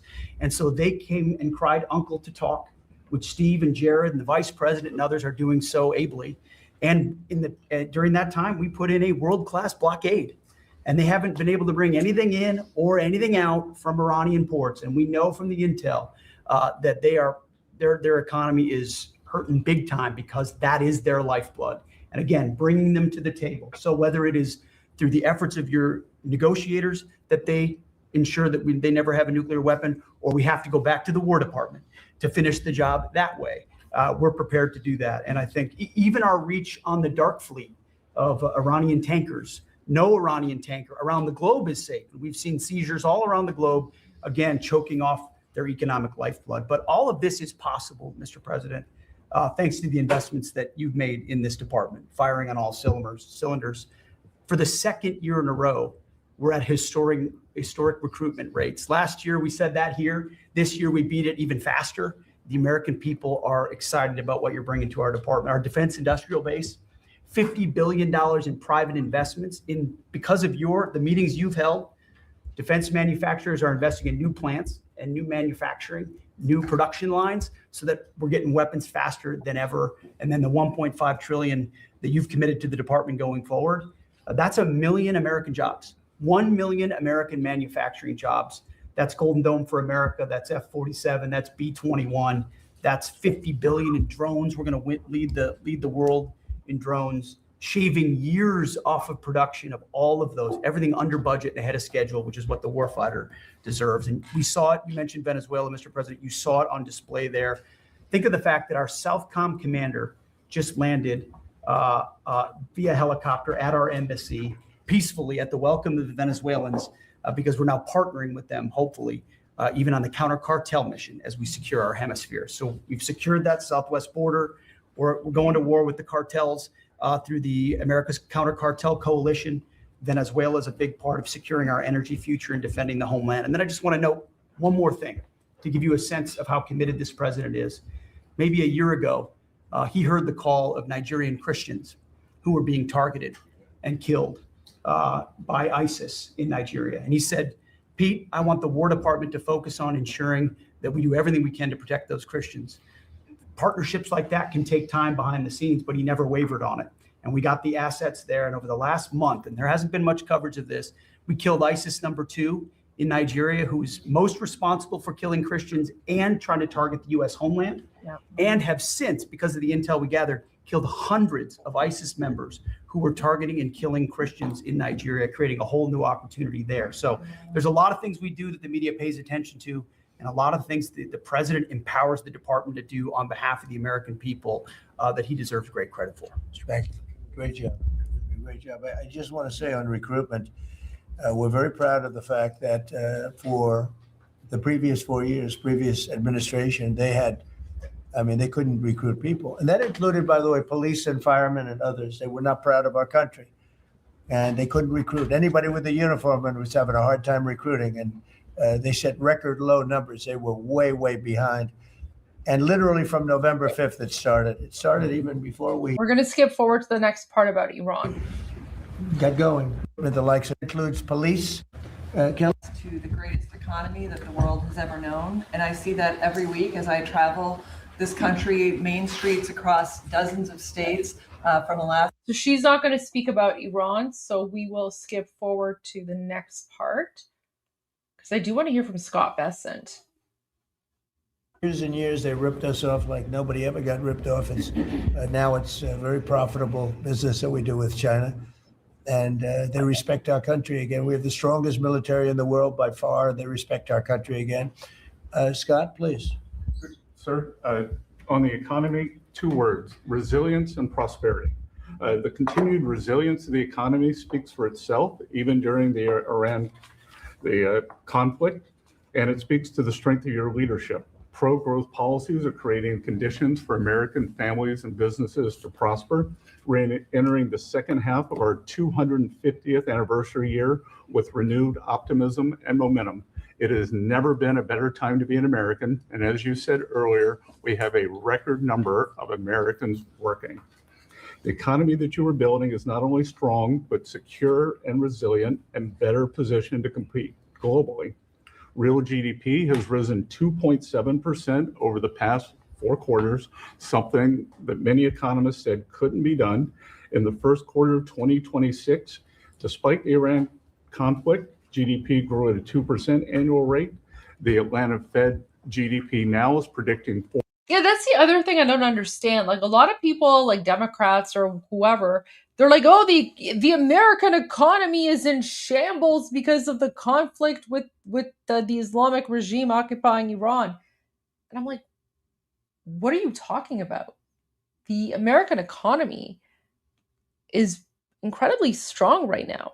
Meanwhile, in Canada, our garbage liberal administration, they're putting the country into like a recession. Like the economic situation in Canada is really bad right now. 4.3% for this quarter. In terms of prices, I believe the prices are transitory. Oil will be lower than pre-conflict levels when this ends. Natural gas is already down, as you mentioned. Drug and pharmaceutical prices, they are plummeting, and rent is down. We are more resilient to energy price fluctuations due to your energy dominance agenda, to regulatory efforts, and we have never sold so much energy to the rest of the world. Business investment rose at a 10.4% annual rate in the first quarter. Capital expenditures and business equipment rose more than 17%. And that is as a result of the tax bill and tariffs. Jobs related to commercial construction, factory construction are up 90,000 since your inauguration. In the past 2 months, the private sector, as Kelly said, has added 313,000 new jobs. And those are private sector jobs, sir, including 13,000 manufacturing jobs. We have construction jobs. We're building the factories, and those will turn into manufacturing jobs. The stock market has hit new highs. The stock market lives in the future. It is seeing on the other side of this conflict, it is a strong symbol of optimism for the future. Corporate earnings are high, and wages are doing well. For the tax season, we had the best tax filing season in history, which is a victory for Main Street. The average refund was nearly $3,300, 11% increase from last tax filing season. And importantly, 62, no tax on over, taxes on government benefit. I want to fast forward to Iran. American dream, million kids, and it will treat Presto at 4 point. Reiterate your second term. It's been great. It's been amazing, actually. Any questions? All right, there we go. Thank you, Mr. President. Iris Tao with NTV Social Media with the Epoch Times. We've done a lot to clean up these fight crimes here, and as a lot of Americans and people from all around the world are coming to the nation's capital ahead of the major 250. Okay, so this question is about crime. I'll include the closed captions.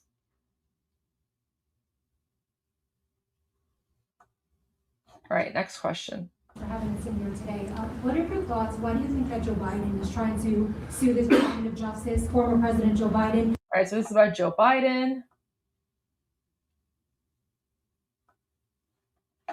Here we go. This is about Iran. I think it would be very interesting reading for people. Mr. President, Iran wants control of the Strait of Hormuz. Would you accept a short-term deal that allows Iran and Oman to control the strait? And would they have to open it immediately, or would you be open to that happening over a period of time? No, the strait's going to be open to everybody. And who would control it? It's international waters. Nobody's going to control it. We're going to watch over it. We'll watch over it, but nobody's going to control it. That's part of the negotiation that we have. They would like to control it. Nobody's going to control it. It's international waters, and Oman will behave just like everybody else, so we'll have to blow them up. They understand that. They'll be fine. Mr. President, thank you. So when President Trump made that comment last week, a lot of Democrats and, the fake stream media, they freaked out. They were like, oh my gosh, is President Trump declaring war on Oman? No.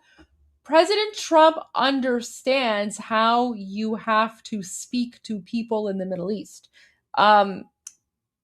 Middle Eastern politics and Middle Eastern geopolitics does not operate within the same framework as, European or Western geopolitics, right? Middle East, the only language they understand is strength, okay? So President Trump understands that. If President Trump said something like, oh, if Oman, wants to do something like that, we're going to have a stern talking to with them, Oman would laugh and be like, what are you talking about? Because that's how, that's literally how the culture operates, right? That's how they are. So peace through strength, that's the only way you can negotiate or communicate in the Middle East. You always come from a position of power, because if you try to appease or negotiate, they actually view that as a sign of weakness. And I'm not saying this because I'm racist or, whatever. I'm saying that because that's literally the truth. I'm from the region, I'm from the area. I know how these things operate and I know how they think. So President Trump just casually throwing it out that if Oman decides to take the side of terrorism and engage in piracy, that, he's just going to have to bomb them. That statement in and of itself is pretty much all he needs to make sure that Oman does not side with the Islamic regime. By signaling his willingness to go after any state that decides to support the Islamic regime, right? He's pretty much preventing anyone in the area from doing exactly that. So that's what peace through strength means. And he casually put Oman in their place. And the fact that he's sort of, just casually saying that as an afterthought, that is also an insult to Oman, right? Because now Oman's going to be like, wow, he just casually put this out there. That's important. That's important. Meanwhile, the left is freaking out and they're like, oh, President Trump's going to bomb Oman. No, that's not what he's saying. What he's saying is, if anyone chooses to side with the Islamic regime, we'll consider them an enemy and we'll do what we have to do. And that includes Oman. That's part of the negotiation that we have. They would like to control it. Nobody's going to control it. It's international waters, and Oman will behave just like everybody else, so we'll have to blow them up. They understand that. They'll be fine. Mr. President, thank you. How much economic pressure do you feel to get the Strait of Hormuz open? Well, you have to say, the United States has so much oil that we are an exporter of oil. So we have plenty of oil. We're very lucky. We're blessed with the greatest piece of land in the world from that standpoint. And we have more than anybody else. And now when you add Venezuela to it, we have, I think, 64% of the world's oil. And we're getting along very well with Venezuela, by the way. It's being run really beautifully. The big companies are moving in. It's going to be amazing because it's also like us. They're very blessed in that sense. But we have natural energy that no other country has. We have more than anybody else. So it's really a world problem because most of the world doesn't have that. And we're making it available. During the closing, I don't know if you've seen some of the satellite pictures, boats, hundreds of boats lined up. It looks like, I used to say, the Long Island Expressway with cars. They're lined up and they're coming to Texas, Louisiana. They're coming to Alaska to fill up their boat, their big boat. Some of them are really big, 2 billion gallons. Even bigger than that now they make them. They make them up to 4, Chris, I hear. Now they make them up to 4. The 4 are now the big ones. Used to be the ones. Now it's 4 million barrels of, think of that, 4 million barrels of oil in one boat. But they're lined up and they're right now heading to Texas, and they've already filled up and they've gone back. In addition to that, you have a lot of boats, you have about 1,500 boats in the strait wanting to get out, and at the right time we'll release them. But the American people, sir, are seeing higher gas prices. Yeah, they It's are. come down a little bit, but it's still $4. No, it's come down. Oh, it'll come down a lot. It'll come down to where it was before. We had it when I was in Iowa. We had we're driving by and we saw gas stations $1.90 a gallon, $1.85, $1.87 were the three that we saw. We had it down in some places below. Now we can't help but California where they charge so much tax that you lower it and they charge tax. They've got to straighten the act out in California, but we had gasoline down to a very low number. I think we'll be hitting that number shortly after that whole excursion ends. But regardless of anything, as Marco said, better. This is also really important, right? Because a lot of people are like, oh, President Trump has given up. The war is over. Like everyone's leaving. No. Even now in the cabinet meeting, President Trump is saying oil prices will come down when the excursion ends, which means it's not over yet. It's not over, right? There is a plan, there is a process. And anyone who thinks that the war is over or the conflict is over or, President Trump's just going to leave. No. Remember, we have literally witnessed the largest movement of American military assets into the Persian Gulf region since 2023. President Trump isn't just randomly moving American military assets to the area because he feels like it, right? He's moving them there for a reason.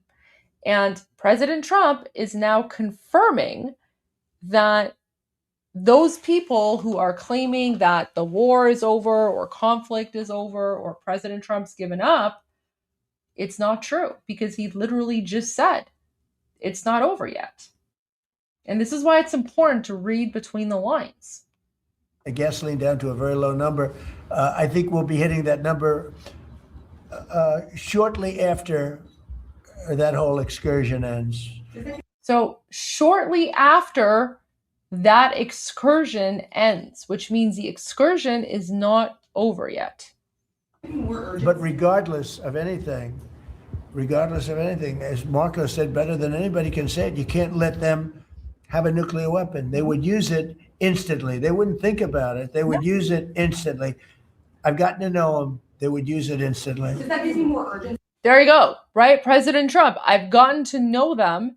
They would use it instantly, which means President Trump's top focus is to ensure that the Islamic regime will never have a nuclear weapon. Now, here's the thing.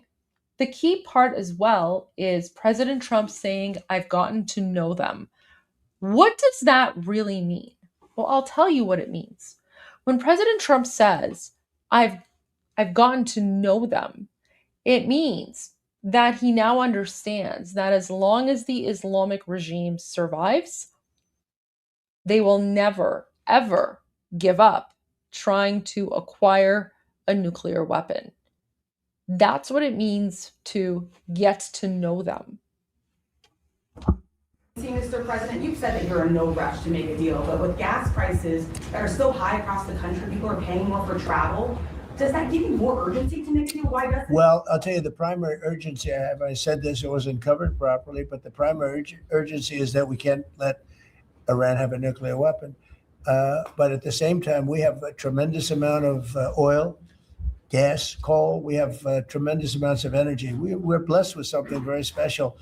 Those prices are going to come down. They're going to come down fast. I think that you'll see, actually, Todd, I think you're going to see lower prices that we had even before we did this. Now, I knew there'd be an increase. I said, we have a choice. We don't have to do anything. And in 2 years or 1 year or 2 months, because Iran would have had if we didn't hit them with the B-2 bombers, Iran would have had a nuclear weapon within 2 weeks from that date because they were ready to go. And if they had a nuclear weapon, it would have been used already. It also would have been used had I not terminated the Obama deal, the Iran nuclear deal, as we call it. That was in my first term. Had I not terminated that, they would have had a nuclear weapon a long time ago. I would say it was a guarantee that it would have been used. And it would have blown up Israel. It would have blown up the entire Middle East. And that's never going to happen. Yeah, please. Would you be comfortable with Russia or China taking their stockpile of highly enriched uranium and have they offered? No. Okay, so this part's really important, guys. So remember, when President Trump went to China, everyone's like, oh, President Trump's going to China. He's appeasing the Chinese. He's like kissing the ring. It was literally the exact opposite. President Trump went to China. He took Pete Hegseth, and he also took Marco Rubio. And Marco Rubio is sanctioned by the Chinese.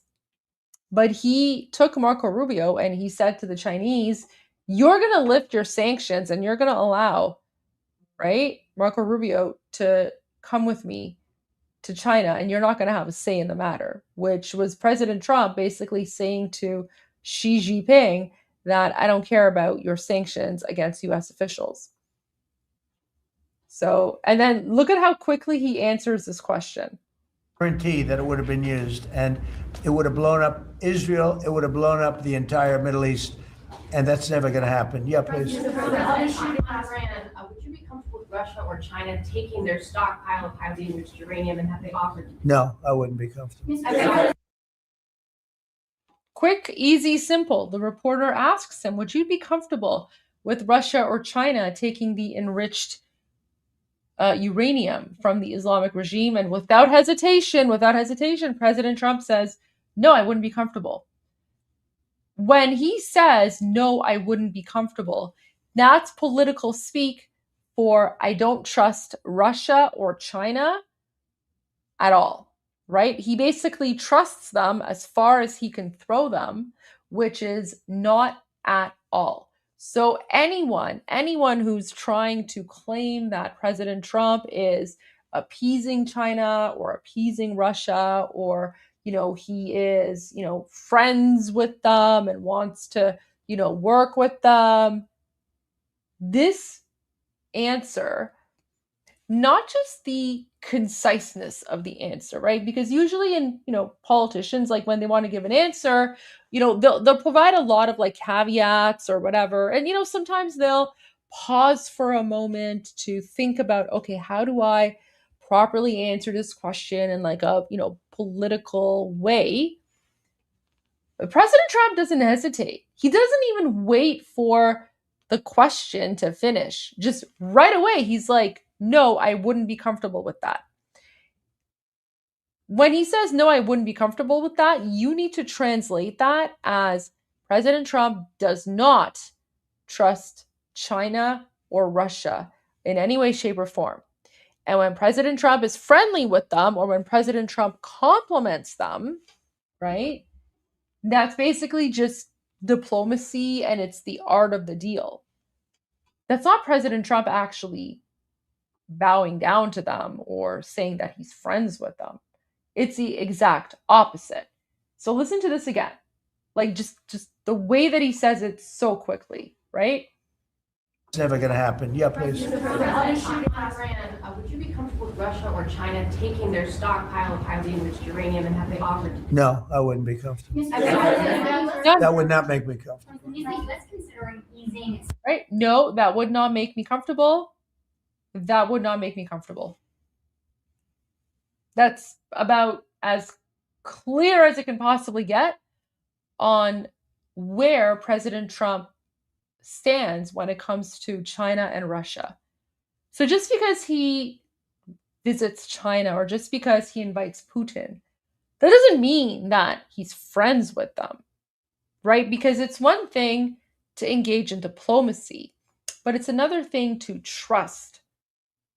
And President Trump here very clearly just signaled that he does not trust China and Russia, which is, of course, the proper and correct stance to take when it comes to the CCP and the Putin regime. And again, when I'm speaking about countries, I don't mean the Chinese people or the Russian people. I'm referring to the government. So I'm referring to the Chinese Communist Party, and I'm referring to Putin's regime, because of course the Chinese people are wonderful and the Russian people are wonderful, and we have no issues with them. This is a geopolitics channel, and we're only talking about governments here.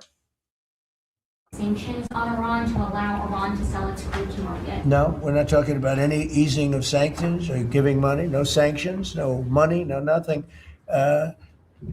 We have control of money that they claim is theirs. We'll keep control of that money. When they behave properly and when they do what's right, we'll let them have their money. But right now, we're not doing that, and it's not. One thing is not contingent on the other. Mr. President, on the shooting last weekend, it came barely a month after the third assassination attempt against you during the White House Correspondents' Dinner. What was your reaction when you first heard about the latest shooting, and what gives you the courage to really keep doing your job effectively without thinking about these threats every day? Well, I can't think about it, because if I thought about it a lot, I wouldn't be a very good president. I wouldn't be here, probably. I'd be up in some room with a locked door and say, just leave me alone. So I can't really think about it. It's just something that it's a sad part of life. It's a dangerous business. What I'm doing is a dangerous business. And they say, and look, we have been maybe the most consequential, but we certainly have been one of the most consequential. This group has been a very consequential administration. And they say if you're not consequential, you don't have so much problem. If you are consequential, you do. So you have to look at that. But it's a shame. It's a very sad fact of life. Look, anybody in office, not only in this country, in other countries too, but when you are a consequential president, your life is in grave danger. I knew that. Yeah. Mr. President, how would you characterize the current state of the talks with Iran? I guess if it were a football field, what yard line would you be on? Well, I think we're doing very well. They are starting to give us the things that they have to give us. And if they do, that's great. And if they won't, then the man on my left is going to finish them off. Is there a time frame in your mind? Easy. What? Is there a time frame in your mind for? I mean, it happens quickly. The problem is every time I mention a time frame, for instance, I see, we've been doing this for a few months. Vietnam lasted 19 years. Korea lasted 8 years. Afghanistan lasted many years. They were all many, many years, and we're into it for a few months. And I read about you people like you. What's taking so long? But we're in it. We lost between two big wars, Venezuela and Iran. We lost 13 souls, 13 great people. Met the parents, great people. And it's a terrible thing, but 13. If you look at the war casualties and the deaths in wars from Vietnam and all that, they lost hundreds of thousands of people in numerous of these wars. We're very cognizant of that. We want to lose very few. We want very few to be injured. We're very careful. But war's war. War's dangerous, but we've lost 13. I saw the Democrats took an ad putting in the 13 people that were lost. And when you look at hundreds of thousands of people that were lost in the Middle East, Iraq, all the different wars we were in, we have done an amazing job. With that being said, I hate to lose 13. I hate to lose one, but we've been very capable. I mean, when you think of it, we took over Venezuela in one day. We have done a similar job, but we said, well, give them a little chance at the request of somebody that we greatly respect from Pakistan, the field marshal and the prime minister. They've been great. They asked us, would we pause the war for a little while because they'd like to, so we'll do that.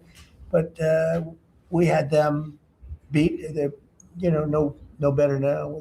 We could close it out very quickly. If we can do it in a different way, that'd be good. If we get everything we want, but we could close that out very, very quickly, and we may have to. I don't think so, but we may have to. Mr. President, I about the World Cup, if I could. Yeah. The U.S. spent a lot of money getting the World Cup here and increasing infrastructure. Does the economic benefit outweigh the cost? No, the World Cup is great. It's the most successful they've ever had. Ticket-wise, it's... Okay, let's go forward to the next part. If you see any point of... Rowena Ortiz with Turning Point USA. I have one question for you and one question for Vice President J.D. Vance on fraud. What's your message to the... Okay, so this is on fraud. It shows that this radical left Democrats' power. Antifa signs. And I see those guys going up and down the Jersey Turnpike. I think that they have to follow orders. They want to keep their jobs. May have been. Are you expecting Congress to pass a federal gas tax holiday? Okay, so that's on that. The only option. No, the basics. No, I would immediately join and Steve Witkoff is working on that with Jared and some others, but would like to have them join the Abraham Accords. It'll be historic work I didn't. They're doing right now very well. Do you accept an agreement with Iran that just calls for further talks on uranium? Or No. The only option. No, the basics. No, I would for some of it, because it's a memorandum of understanding for speed. One of the things that will happen is the Strait will open immediately, but it's got to be perfect. I'm not going to do this. I didn't do this to get a crummy agreement. The worst agreement ever signed was by Barack Hussein Obama. Mm-hmm. What a horrible agreement that was. It was a setback for this country, for the whole world.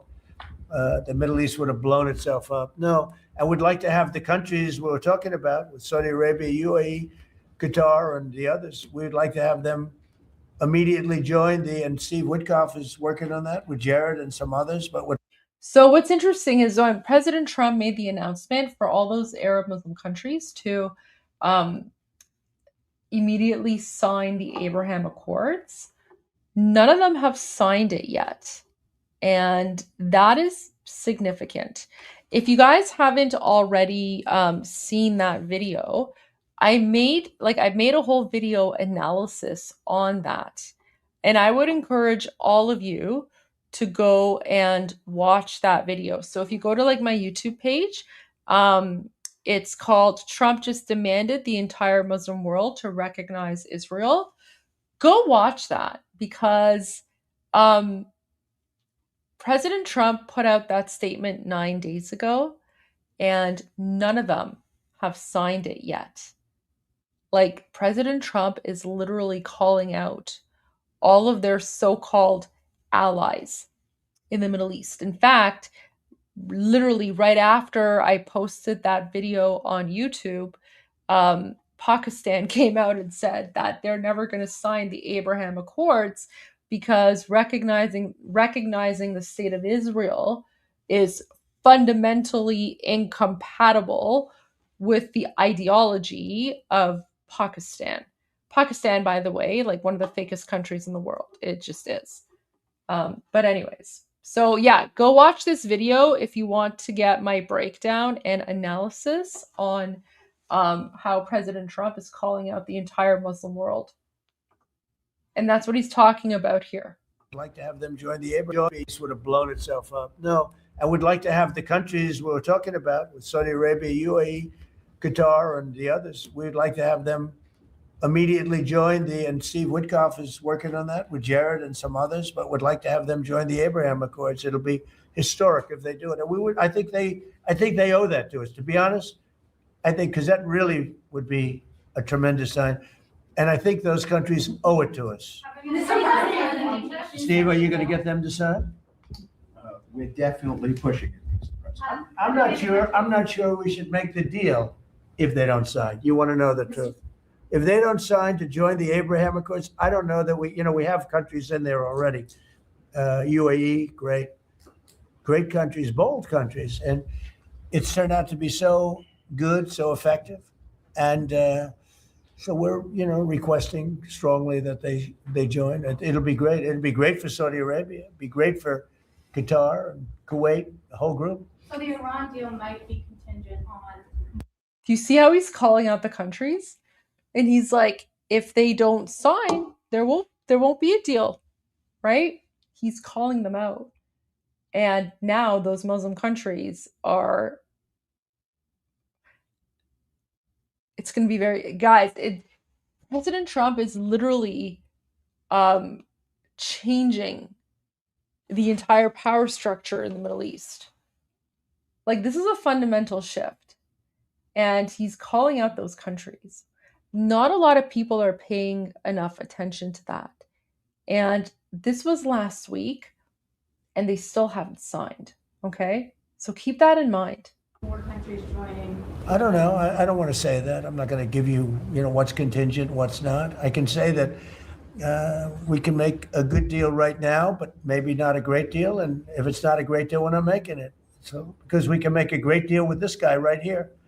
And but it's right. So President Trump's pointing to Pete Hegseth. He's saying we can make a great deal with this guy right here. And by great deal, he means exterminating the Islamic regime, which is, of course, what many Iranians want. And I have a feeling that's exactly where we're heading towards.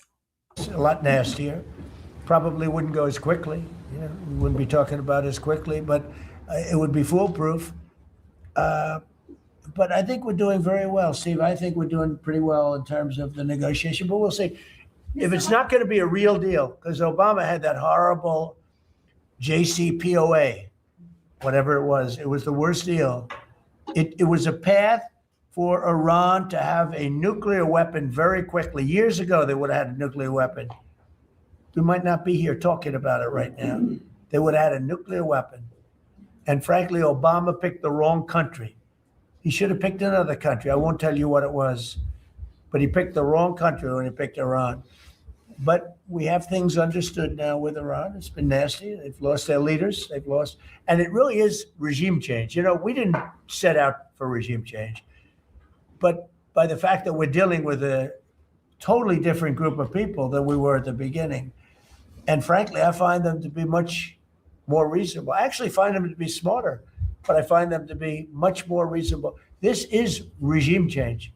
So when President Trump says they're much more reasonable, Marco Rubio clarified that yesterday in the Senate hearing, where he spoke about how there are certain elements within the Islamic regime that are much more willing to come to a deal, but then they're dealing with the others who are more ideological, right? Like the IRGC. So go and watch my live stream from yesterday because I break down what Marco Rubio is saying. So that's really important.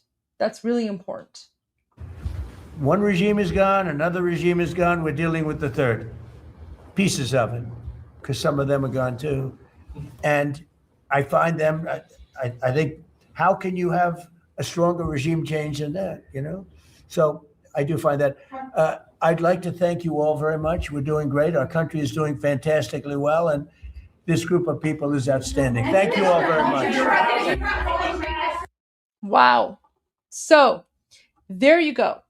Putting that into context of, what's happened in the last week, the way that I see this is I don't think there's going to be a deal made.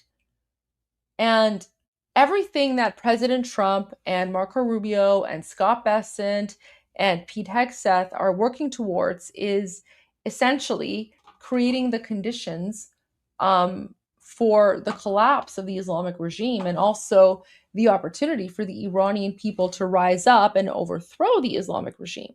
Because President Trump, I truly believe, recognizes and understands that the only way to end the threat of the Islamic regime once and for all is to eradicate the Islamic regime like the cancer that they are.